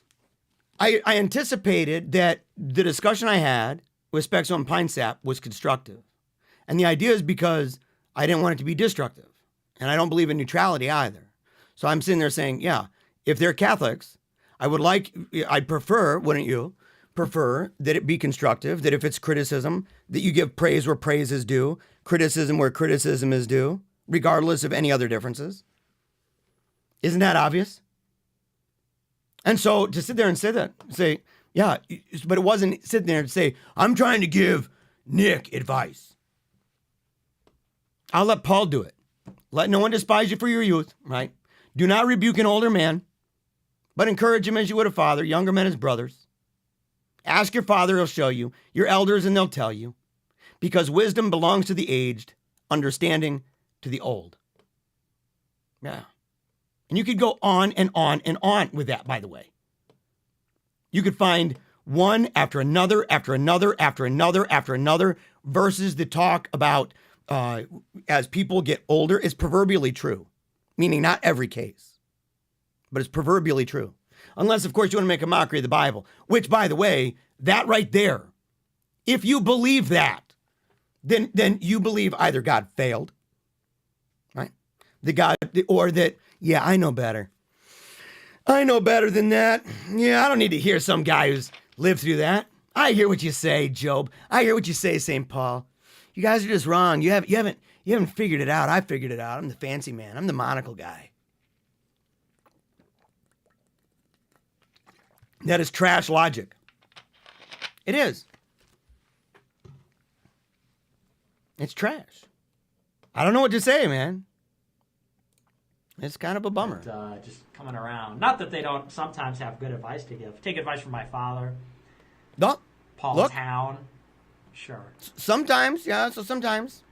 But not the normative. It sort of irritates me. It's like all these people, it's like, why don't you try help? How about compliments? How about help? Did it. That's what I'm saying. And it started the whole thing. And by the way, this was shared and clipped by somebody. It was shared and clipped by somebody who is himself a groiper. And to say, yeah, this is the clip, man. That's exactly what I did. Now, maybe you could say, well, he's also talking about other people. Yeah, well, then why even lump me in with that from the get-go? What's the point of that? That makes no sense. And even the sharpest criticisms I have right now, even the sharpest ones, it's like, look, that's his business. He's got to deal with it. But I don't have to sit there and go, dude, that's like super, super dope wisdom. There's no like danger at all in thinking this way. Yeah, there's no danger. It's totally Catholic, hardcore. If people make the claim that they're hardcore Catholic and that they're the only ones living this out that way, you're going to have to deal with some of this. How about just help? Yeah. If I got as much help from all these people wanting to criticize me as I did their unsolicited bullshit feedback. Sorry about that word. We'd be doing probably better. But instead, all people have to give is their negative feedback. All people have to do is I gave a bunch of positive feedback for no real reason. So for no real reason. I didn't see the whole stream. I'm just saying generally, but yeah. Yeah, so he's saying, I didn't see the whole stream. I'm saying it generally because he's lumping me in with generally. That's why it's still connected. He starts that way, goes through general, returns back to me, says, yeah, I'm saying it in general. I didn't see everything, but in a general way, yeah, this is kind of what I'm dealing with all the time. Yeah. I was like, really? Some literally who? Everybody thinks they know how to do what I do better than me. I'm not even saying that. Now, maybe, look, in fairness, I bet you he deals with a lot of people who think that way. That they believe that they can do the entirety of what he does better. I mean, look, there are people who run large organizations, and yet there's things that they do that are astounding, historically mind-blowing, right? Nobody thought they'd be able to do it, but they're doing it, right? But that doesn't mean that there weren't genuine criticisms, things that needed to be adapted, things that needed to be resolved. We see this even with the founders and the Bill of Rights and stuff like that. You say, look, they granted this because these groups aren't infallible. None of these groups, America First, none of them, and I know they wouldn't even say that that's the case. But because they don't say it's the case, you have to accept it and say, look, you know, if somebody says something is simple, like I did, that it's really difficult when you say, well, what do they believe about X, Y, or Z? And I get this all the time. And they'll say, well, you know, go and look at his videos. Okay, that can help. But it's kind of a stream of conscience in a way. He's a gatekeeper, so he says, I'm going to do a stream of conscience about this topic. And I don't know when it's going to come up, where I'm going to go. It's kind of in the moment. I get that, you know. I understand that. At the same time, to say it would be helpful for people who have misconceptions in a world, and they have to grant this, there's a documentary about it, okay? That you have somebody who is infamous, hated, in fact, one of the most loathed people, and also one of the most lied about, maligned, calumniated. I feel badly. I'm glad I don't endure that myself. I would rather not have that. I'm quite glad I was not called to that. But at the same time, to say, if people need to know, and you say, just go listen to me stream of conscience for 2 hours, and maybe it's a day where that topic came up. What are you talking about? It doesn't require a manifesto. Everybody I know, hey, you need to do it this way, you need to do it. That was a big part of why some of these guys quit back in December, and they were all fucking wrong. Sorry for the language. Trying not to swear. But it's just infuriating. Back in December, when we had some notable employee departures, they thought they knew better than me. And they were all wrong. They're like, there's not going to be an AFPAC 3. Oh, really? Yeah. Ideas that didn't age well. By the way, it's fantastic. They knew better. And it's fantastic that he has surprise, they didn't. Because they're not me. Because they didn't build this. Right. Yeah. That's totally fair. Who put this thing together? Who do I trust? Yeah. And everybody going to come around. Wendell says, old heads be like, I've been failing for decades to do what you've done by 21. Time to listen up, kid. Yeah. Unreal. If it was some, again, we already talked about it, but if it was something like that, what are you gonna tell your priest if he's saying like, look, and maybe you can talk to a bunch of maybe you got him on call, maybe you got him on dial, that sit there and say, look, this is what the Catholic social teaching is. Here's what the policy would be. Here's what the method would be regarding Catholic action. Maybe. But the greatest book probably ever written, called Action, right? Right? Jean Osset. There's the Osset. How'd you pronounce that? Osset? Right? French. And saying is an amazing book talking about that. Older. The greatest Catholic social stuff outside of encyclicals. Encyclicals, all the popes who wrote about it were old. But all the writers too, you say, look at the different writers that you have. Chesterton, Belloc, Arthur Penty, right? Father Pesch. All different ones. Fahey, Father Fahey. These guys weren't all super young. A lot of them were older. What about the Vanderbilt agrarians? What about them? What about Samuel Francis? Again. And I'm not any of those guys. I'm not claiming to be those guys. This isn't about, what I've done. I've already said, I'm not even close. I'm not even in the same universe as that. That's why I'm sitting there and I'm saying, like, look, I don't have any political organization. I don't have any PAC, political action committee. I don't have anything like that. I have no ambition of having it. I'm a delegate. Yeah, let me listen to the homeless, smelly guy and the criminal. Let me listen to the criminal scammer and the smelly homeless guy give me advice about stuff. And the simp from the broken home. Let me listen to the Coomer retard simp from a broken home who has nothing, and the homeless guy and the criminal for advice, and then a assorted collection of other people. Okay, sure. Anyway. Oh, Fraternal Order of Gab. Oh, that's Fog? Yeah, I'm not about... Yeah. I think that's the end. There's like 24 seconds left. I don't know what else he says in that. But that's basically the end of that.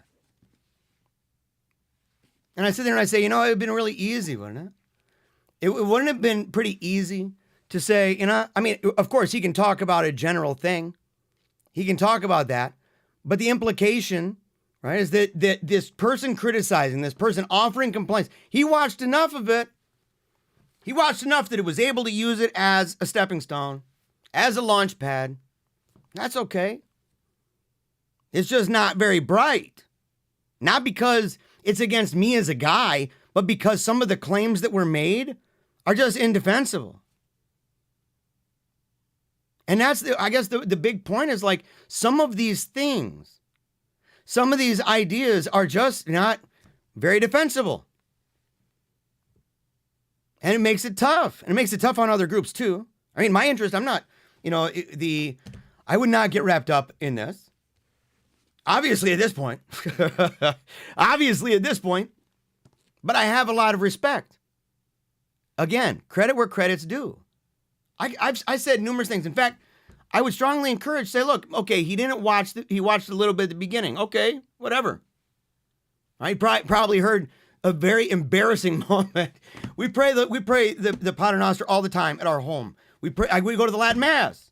We pray it sometimes we do the Hail Mary most of the time on Our Lady of Victory, the morning show. But I prayed that prayer a bazillion times. And yet, at the beginning, so you probably heard that, the fumble. any of the haters on this channel would be like, oh yeah, what? I gotta see this. I'll make a video of it. It was bad. Embarrassing. At the end, I said, keep it there. Right? Because it wasn't about looking like the dopest dude in the world. It was about talking with people that you've considered friends for quite a while, that you respect their work, that you recognize the legitimacy of their apostolate and what they're doing, the people they're reaching out to who need to be reached, and that they're doing it effectively and in a profound way. And that this dude right here, he too is doing that.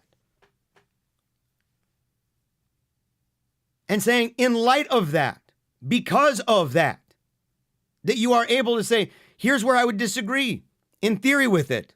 And you can call it navel gazing all day long. I'm also somebody who does action. I'm somebody who's involved in various different things. As I said, I was involved, I organized 3 of the stop the taking, the, stealing of stuff, those rallies.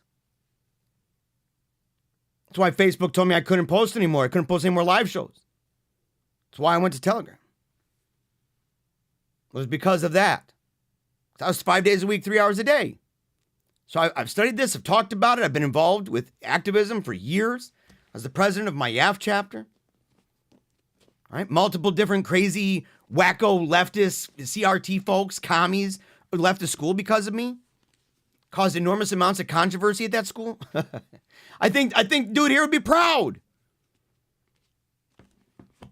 And say, but that's not my career. That's not my life. It's not what I'm called to. It's something different. I respect that. But the idea that there's not a way that these things work together, that you say, look, it's kind of like this weird disconnect between politics and theology, and yet saying Christ the King, what are you talking about? The idea of a kind of Catholic ideas on philosophical matters and how that would affect politics. Religious views, how that would affect politics. You would have an overlap. Which is why these political minds benefit so greatly from studying those who went before them. Sometimes men of action who were also men of thought.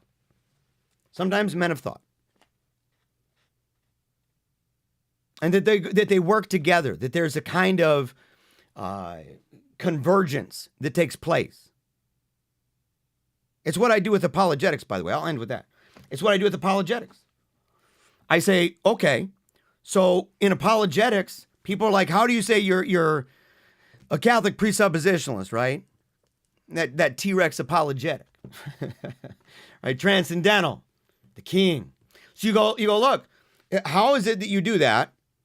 And yet, if you look in Catholic history, you'll see, for the most part, especially in more modern history, you're going to see a lot of people who take a more Aristotelian, Thomistic, what they would label as that, the 5 ways, right?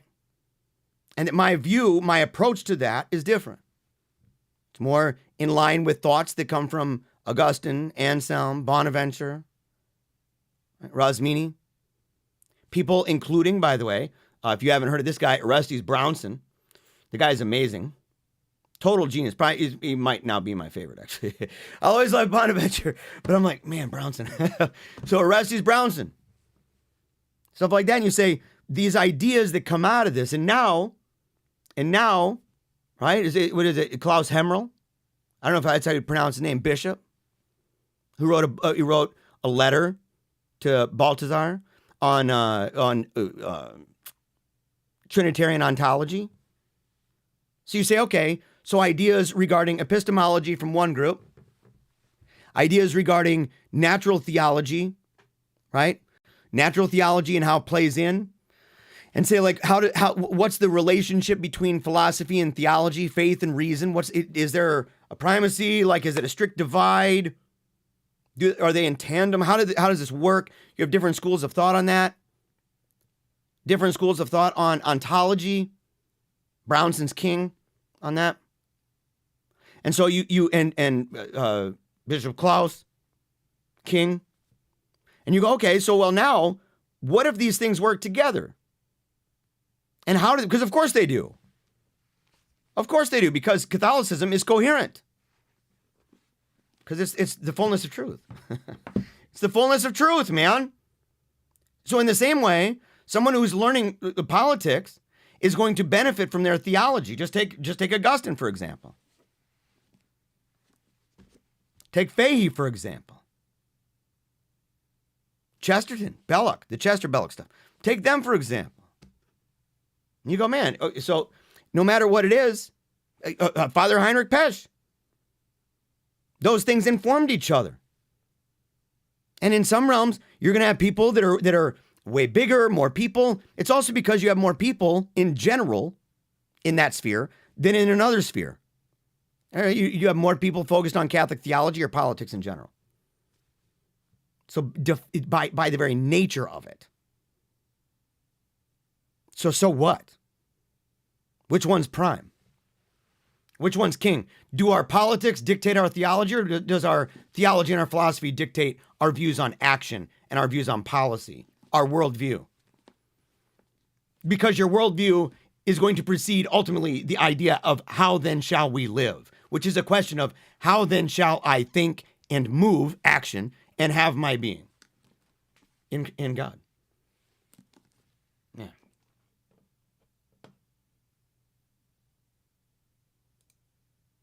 So that's the whole thing, right? It's a bummer. It's a bummer because it's been a dumpster fire. I'm assuming it will be still. I think it will be. I think it'll be a crazy dumpster fire. You're gonna have people coming into chats on Telegram, trolling people, dragging people around by their hair. I think friends are gonna split. I think it's tragic. It's unfortunate.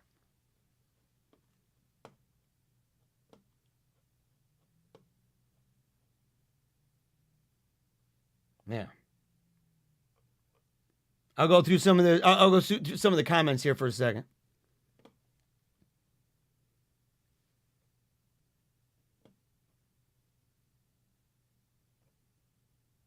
Let's see.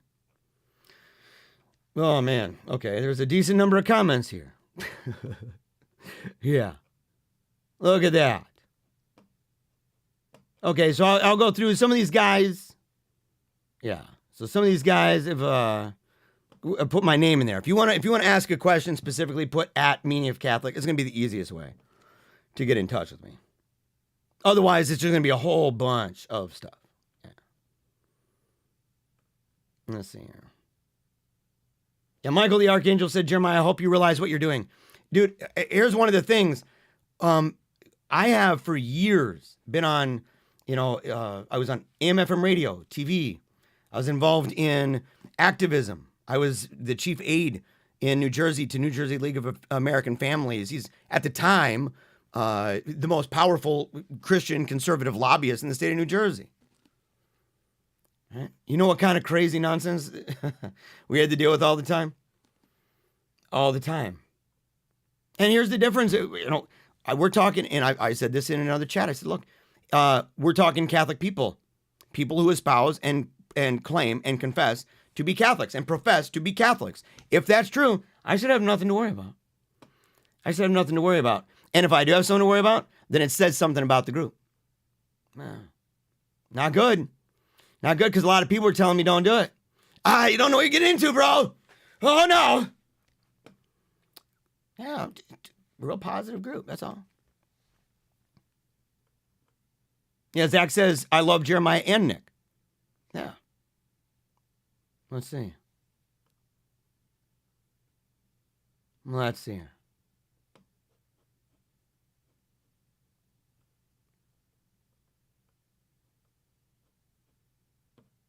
Yeah, someone said no one is seething. Just an observation, weirdo. Don't know exactly what that is. Yeah, it's an observation. I don't know if that was between you guys or what.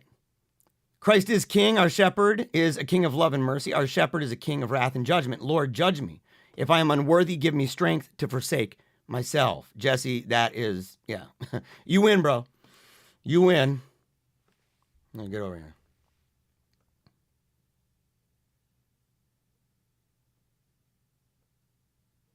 Yeah, somebody said the problem is it's only going one way.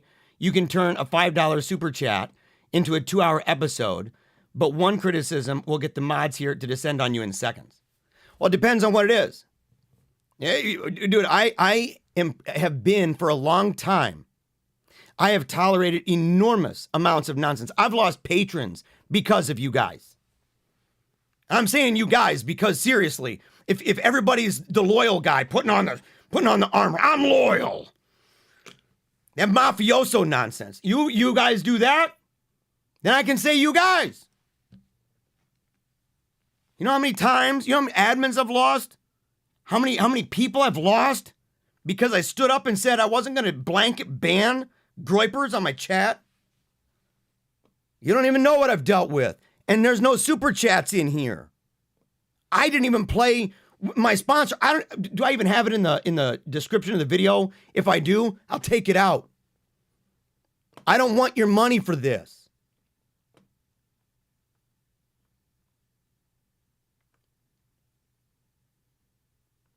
Yeah, John says, give me souls, take away everything else. I'm glad, though, that there are people who view it a little bit different than that. You know, because we ultimately, that is true, right? That's the ultimate end. But in the meantime, we have things to do as well. And so we live, right? We have our functions. The church talks about everything you do, your vocation, that it's centered around Christ and the Mass, things like that. And that we apply kingdom principles to every aspect of our life.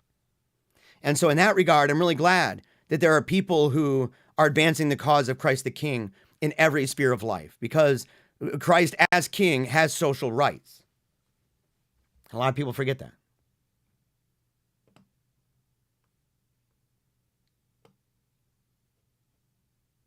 Let's see. Yeah, people are being banned because of spamming repeatedly, being uncharitable, name-calling, and having vulgar language. Yeah, obviously. Yeah, people say, I really enjoy watching Nick. He makes really great points, to be honest. Yes, credit where it is due, man. I've watched hundreds of hours. Well, let me take it back. Well over 100 hours. And that does, and I watched, I think, probably 5 or 6 hours of speeches and things like that in the lead up to the conversation on logos. Let's see.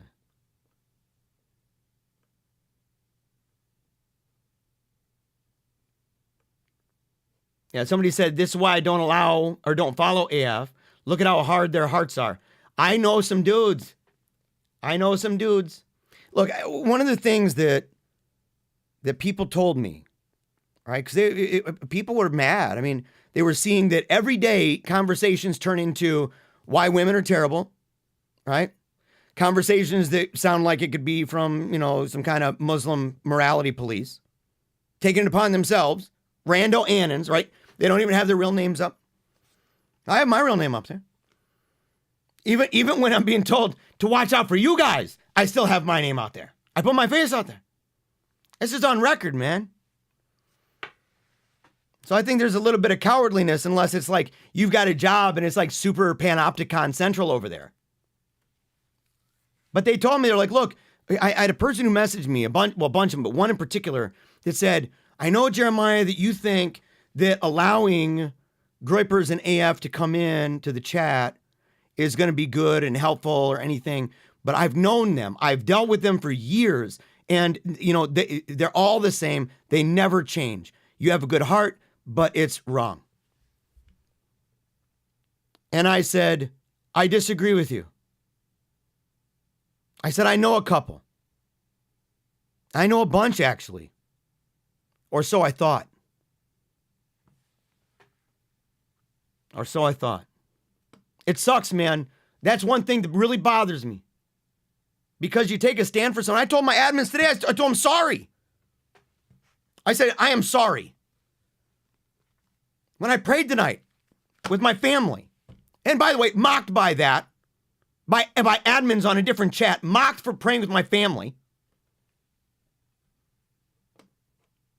I don't mean to be rude, but I have one. Mocked for praying with my kids? I have one.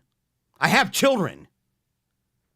I'm raising them in the fear of the Lord. I'm not aborting myself out of existence. I'm doing better than just replacing my wife and I. We're moving forward victoriously, raising our kids in the fear of the Lord. You know, but sitting there and getting into this discussion and then and praying and by the way, we pray for people in different chats. We pray for the leaders of those chats. We pray for Nick Fuentes. And not in a cynical way. Yeah. That's what we do in this home. And I apologized tonight. I repented. And I said, God, sometimes I want to do the right thing and I feel that that's the right thing.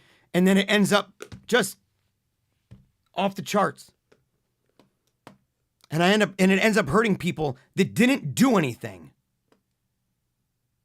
They were here from the get-go. That they supported my family.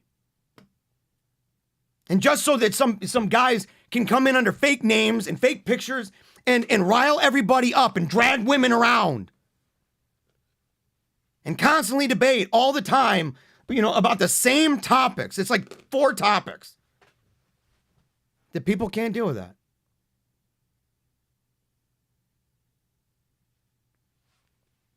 I wish they didn't prove that person right. That particular multiple people, but just especially that one. Because I'd hate to have to reply after all this time and say, I'm sorry.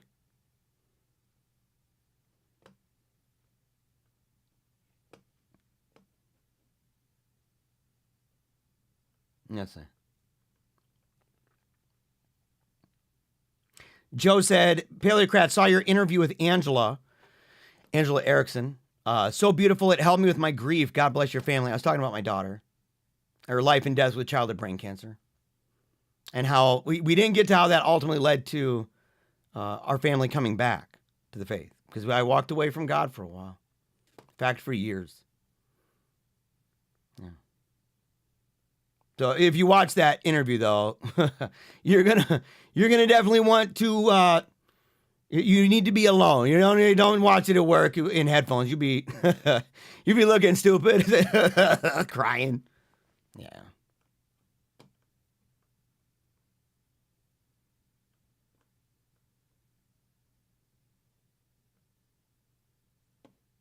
Yeah. Someone said Proverbs 15:5 comes to mind. Let's find out. Proverbs 15:5. Did I already mention? Actually, it might have been one that. Oh, yeah. A stubborn fool despises his father's discipline, but whoever appreciates a warning shows good sense. Unless it's from a boomer. Unless it's from a boomer. So it says Milo's not a sete. He's traditional.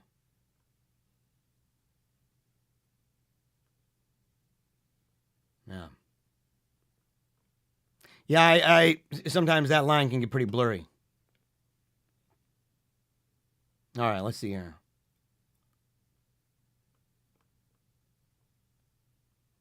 Let's see, Vader, have you? Yeah, wait, I don't know who. Oh, they deleted it. Greg Vader, I don't know. Byzantine Skoda said, "At Greg, have you actually been listening to Jeremiah?" He's not. So I don't know what it was, but thank you, Byzantine Skodas, for hooking a brother up here. And by the way, if you haven't seen Byzantine, you got to watch him. Yeah.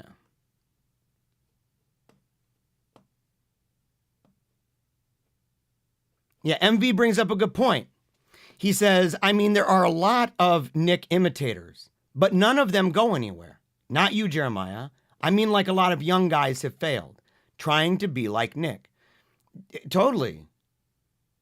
I mean, as part of the, free market, but it's also just part of what shows that somebody has a mission and that they're doing good with a particular mission, that they have a skill set that is the very thing that is needed for that particular cause. And not everybody's got it. You can try to fake it till you make it with a lot of things, but not with gifts and talents. You either have gifts and talents or you don't, And it's unquestionable that Nick has gifts and talents. It's unquestionable. And it shows.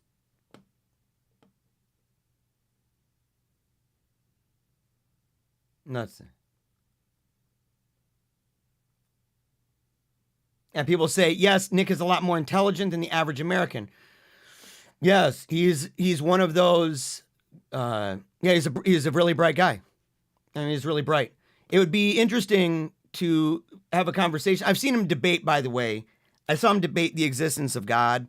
I've also heard him say some things. I'm like, the guy's not a theologian. He really probably shouldn't even be debating that particular cause. You don't need to. You don't need to do that, right?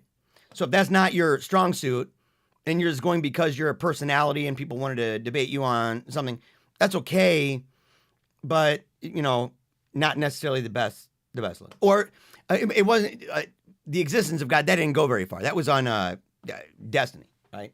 I'm talking about the dire conversation.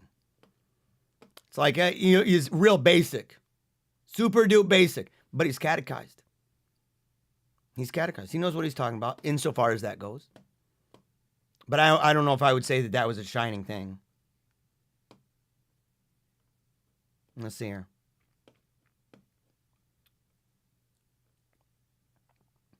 And somebody asked, what exactly is Nick doing? I think that for all of the, look, I've expressed criticism, right? But for all of the criticism I have, we live in a day and age, man, where political leaders have betrayed people. Young guys, it's one of those things Jordan Peterson talks about all the time. And people can have all different opinions about Jordan Peterson. I'm not here to say one way or another, other than to say young men reach out to this guy en masse. I mean, they're just pouring out their hearts to this guy to such a point. It was one of the first things he cried about. People make fun of how much he cries now. Probably healthy for him with the kind of nonsense he deals with. At the same time, in the early days of this, it's one of the first things I remember seeing that where it's like you could see that something started happening. He's saying, look, he's like, you don't know what it's like. All of these guys that message me all the time and talk about the world that they're living in. The kind of nonsense that they're told because the color of their skin in a place that is their homeland. And if people say, well, it's not, well, they get blamed for the problems, right? Saying, oh, you guys are colonizers. This is all your fault. It's all the founders' fault. And then you go, well, because we founded the country. And they go, no, it's not yours, it's all of us. Ah! White, heterosexual, Christian males. That's a serious thing. It's a complex put together that the SJW globalist crowd, they loathe it. The nihilistic deconstructionists loathe it. And so many men feel like they can't even go to their churches anymore. How many churches, let's be honest, everybody knows here, I defend the Mass of Paul VI, colloquially referred to as the Novus Ordo. The Novus Ordo, I defend it. My kids go. They go to a school that has that every Monday, Tuesday, but it's in Latin, of course, and then Wednesday and Friday. And the church does it every day of the week. But they do Latin Mass on Thursday and on Sunday. On Monday, I think they have a Latin Mass, I think, during the morning sometime. And then, of course, the Latin Mass of Paul VI. Okay? So traditional Latin Mass, numerous days. But sitting here and just thinking like, you go to these places, you go to these churches, how many of them are soft and effeminate? How many of them? How many of them are really really helping young men and young women. How many of them have you been into a mass, into a parish where you've got Potato Sack Sally up in the front, right, doing the serving up there, and you look around the place and it's got a whole bunch of boys all over the place. Maybe their dad's not there, but their mom brought them. Their dads are effeminate. And then the women get busted on. So a lot of times, dude, thank God that those women are even bringing those kids to the church. Because if they weren't, the dad's not. The dad's being a pathetic loser. And men should be harsh on other men and pressure. We used to live in a day and age. We used to live in a culture that if you were a young guy and you were really messed up and you did something wicked, heinous, dude, you're going to get your butt kicked. They're going to take you behind the shed and start whooping you senseless. Pressuring you in the same way that society pressured women and said, look, you're pregnant, ain't looking good. There used to be a pressure about that. You're a floozy, ain't looking good. So these guys, they get it from every quarter. They get it on TV. When I was growing up, we didn't. My generation didn't. My generation was Hulkamania. I mean, let's be real. Like Metallica and stuff. Before that, I was like, Kiss and everything. I mean, like you're in a different universe, man. You're in a different universe. But these guys, where are they getting it? Where are they getting this idea that there's hope, that it's a bright future for Christ the King? Where are they getting that? They're already primed to, on the one hand, have the weird dissonance that says, on the one hand, there's probably not a political solution, and on the other hand, it's all about political solutions. It's tough. So we have to be grateful for people. I mean, I'm again, credit where it's due, criticism where it's due, and leave the chips fall where they get, where they may.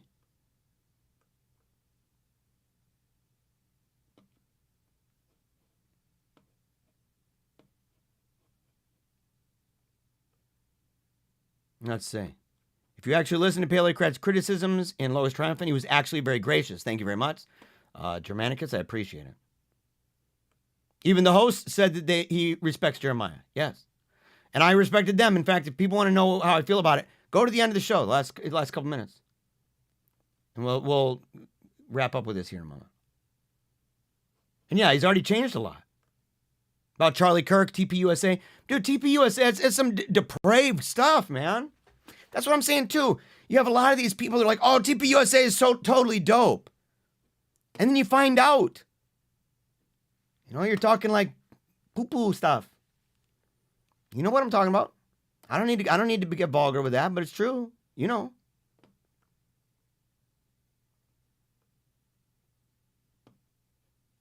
Somebody says he's joking, that's his sense of humor. And that's another thing. I don't want to get into it too long, but that's one of those things that people can say that all day long. It's always being used. It's never, and it would make it difficult for the out group to ever know, and you have to be in the in group to know. And there's no mechanism for the out group to discern between it. So you have to just simply trust the group that is beholden to him in a way that is like extreme concepts of loyalty. That's not looking good. Not good at all, especially for a group that claims to be a viable political movement. I don't think that's good.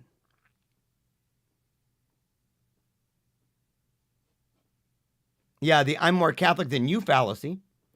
It depends. I mean, somebody might be. I don't know what that exactly was about, but there are people who say that when you say, this is the most Catholic, we're the most Catholic. A guy that I love and respect, somebody involved in this whole thing, was saying stuff like, there's no other Catholic leader or Catholic movement in politics that is as consistent and hasn't sacrificed their Catholicism, and normally they do. I listed off a whole bunch. Off the top of my head. I think I was only wrong about one. I added somebody. And I'm like, I don't think that's actually true.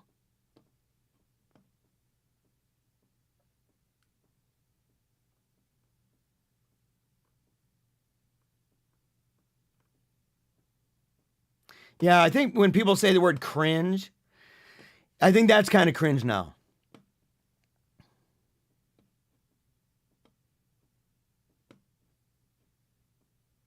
And no, he was not directing all of his take at me. And yes, the super chat just set it off, but it was connected and it wrapped up that way. And yeah, Nick isn't just an entertainer. People say, "Oh, he's just an entertainer. You're taking him too literally." No, I am not taking him too literally. He has a pack. Is that a joke? Is Christ the King a joke when you guys chant it? Don't do that, dude. That's what I'm saying. Escape hatch, escape hatch, escape hatch. The only way that anyone could know is if you're in the in-group and you got this mystical connection. That's it.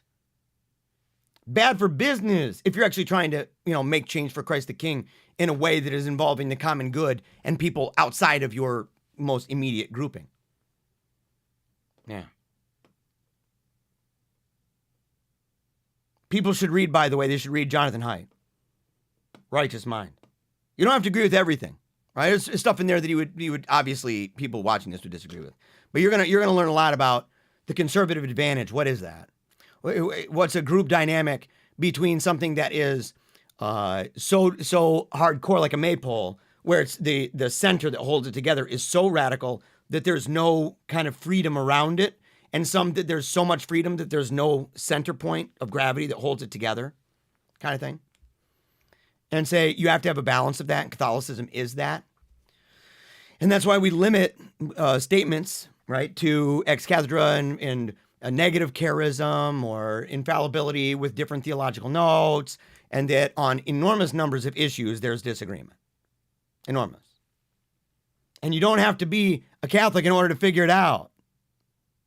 You can be a non-Catholic who says, yeah, that's what this guy, the Pope is being serious. This leader of a community or a movement is being serious right now, as opposed to over here. But it always turns out if it's a criticism, oh, it's just a joke. I don't know. I ain't buying it.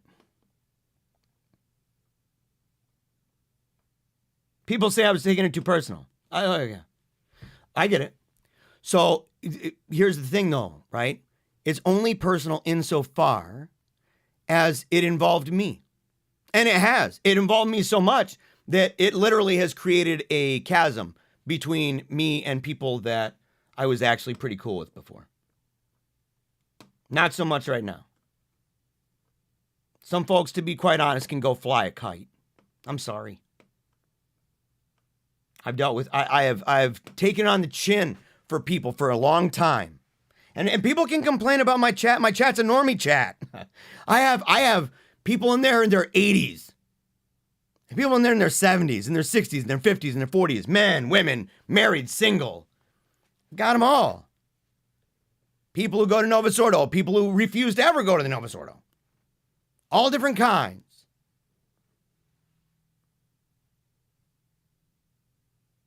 And I deal with that. And people come in. They don't have to be in my chat.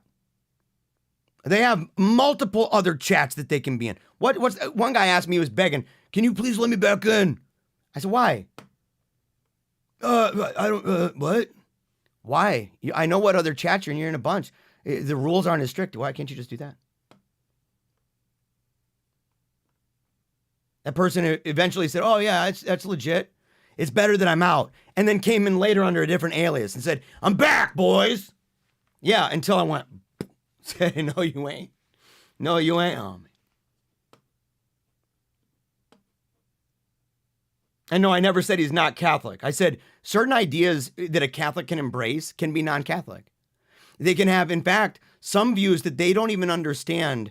They're not cognizant that their view might be something that is opposed to tradition or opposed to sacred scripture or opposed to the encyclical tradition. They may not even know. They're not culpable for that. But if they're made aware of that, and even then there's still culpability to a certain degree, right? I mean, but yeah, yeah.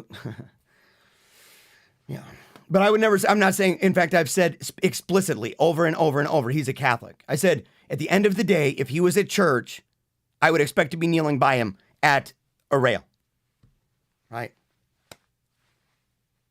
Waiting for the Eucharist.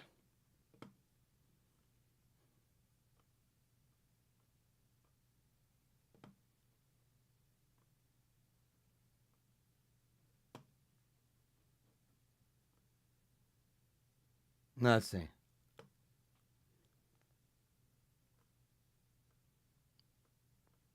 Let's see.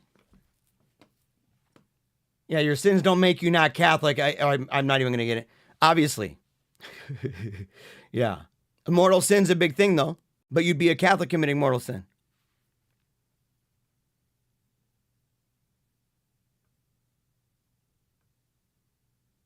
St. Martin says politics includes invective, and he has to acclimatize himself, right, to it.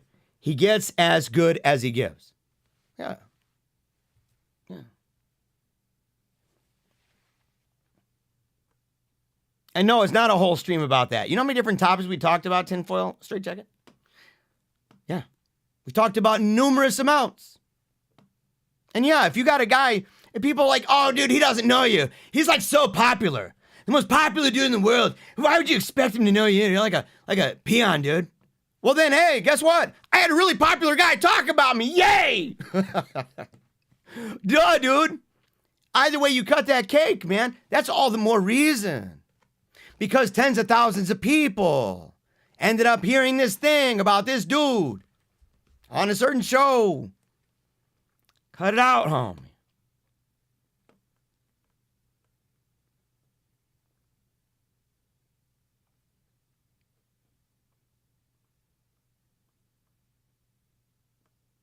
Yeah. Right here, Tiger Jin, I don't know who you are, says nothing. No one can name every accomplished person in every field. And that's, yeah, exactly. You cannot know someone who is famous. Yeah, nobody's saying he's not more famous. In fact, yeah, and he sticks mostly to politics.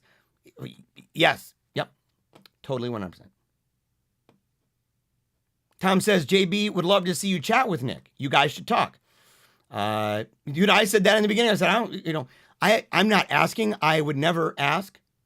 Right? I take a position that says people are on a certain level, right? So like, if you are a person with millions of followers, the idea of you chilling for a long time with somebody who doesn't, has like 100 subscribers. I think it's weird when I see Scott Hahn on channels where there's like 90 subscribers to it.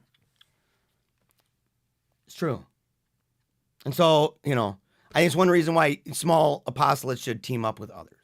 I think it's one of the reasons why it helps. Right? And yes, I did fumble in the prayer. Yeah, talking about that I fumbled on that. Yeah, that was really bad. It was the most embarrassing thing. Well, because we started and we were signing the cross and we're all just quiet. My head's down.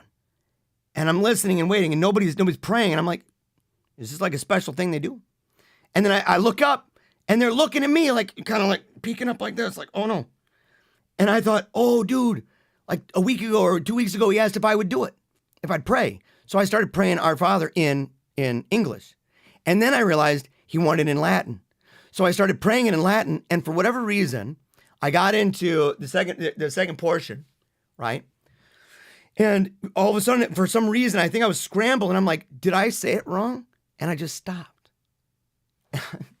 And I said, hold on. And I looked it up, and it was obvious. I mean, dude, I was blowing through. I'm like, I know. I don't even have to look at this thing. By the end, I'm closing my eyes. And so it was embarrassing. And at the end, I'm like, just deal with it. I never give up. Keep on smiling. Wouldn't mean what it means if I let stuff like that get me down. Let's see.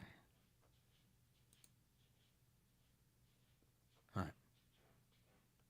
So, I think I'm at the end, aren't I?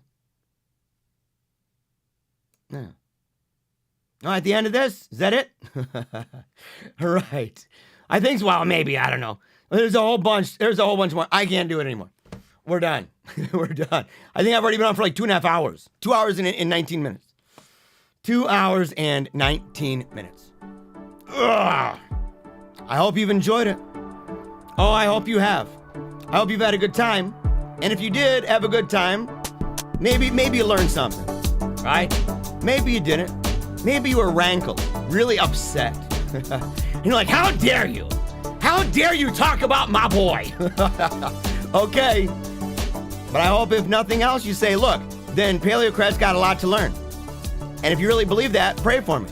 In fact, I am most envious, in fact, of your prayers, most desiring of your prayers, because more than anything else, more than any money, you can, down in the description below, you can see the Patreon, all that stuff.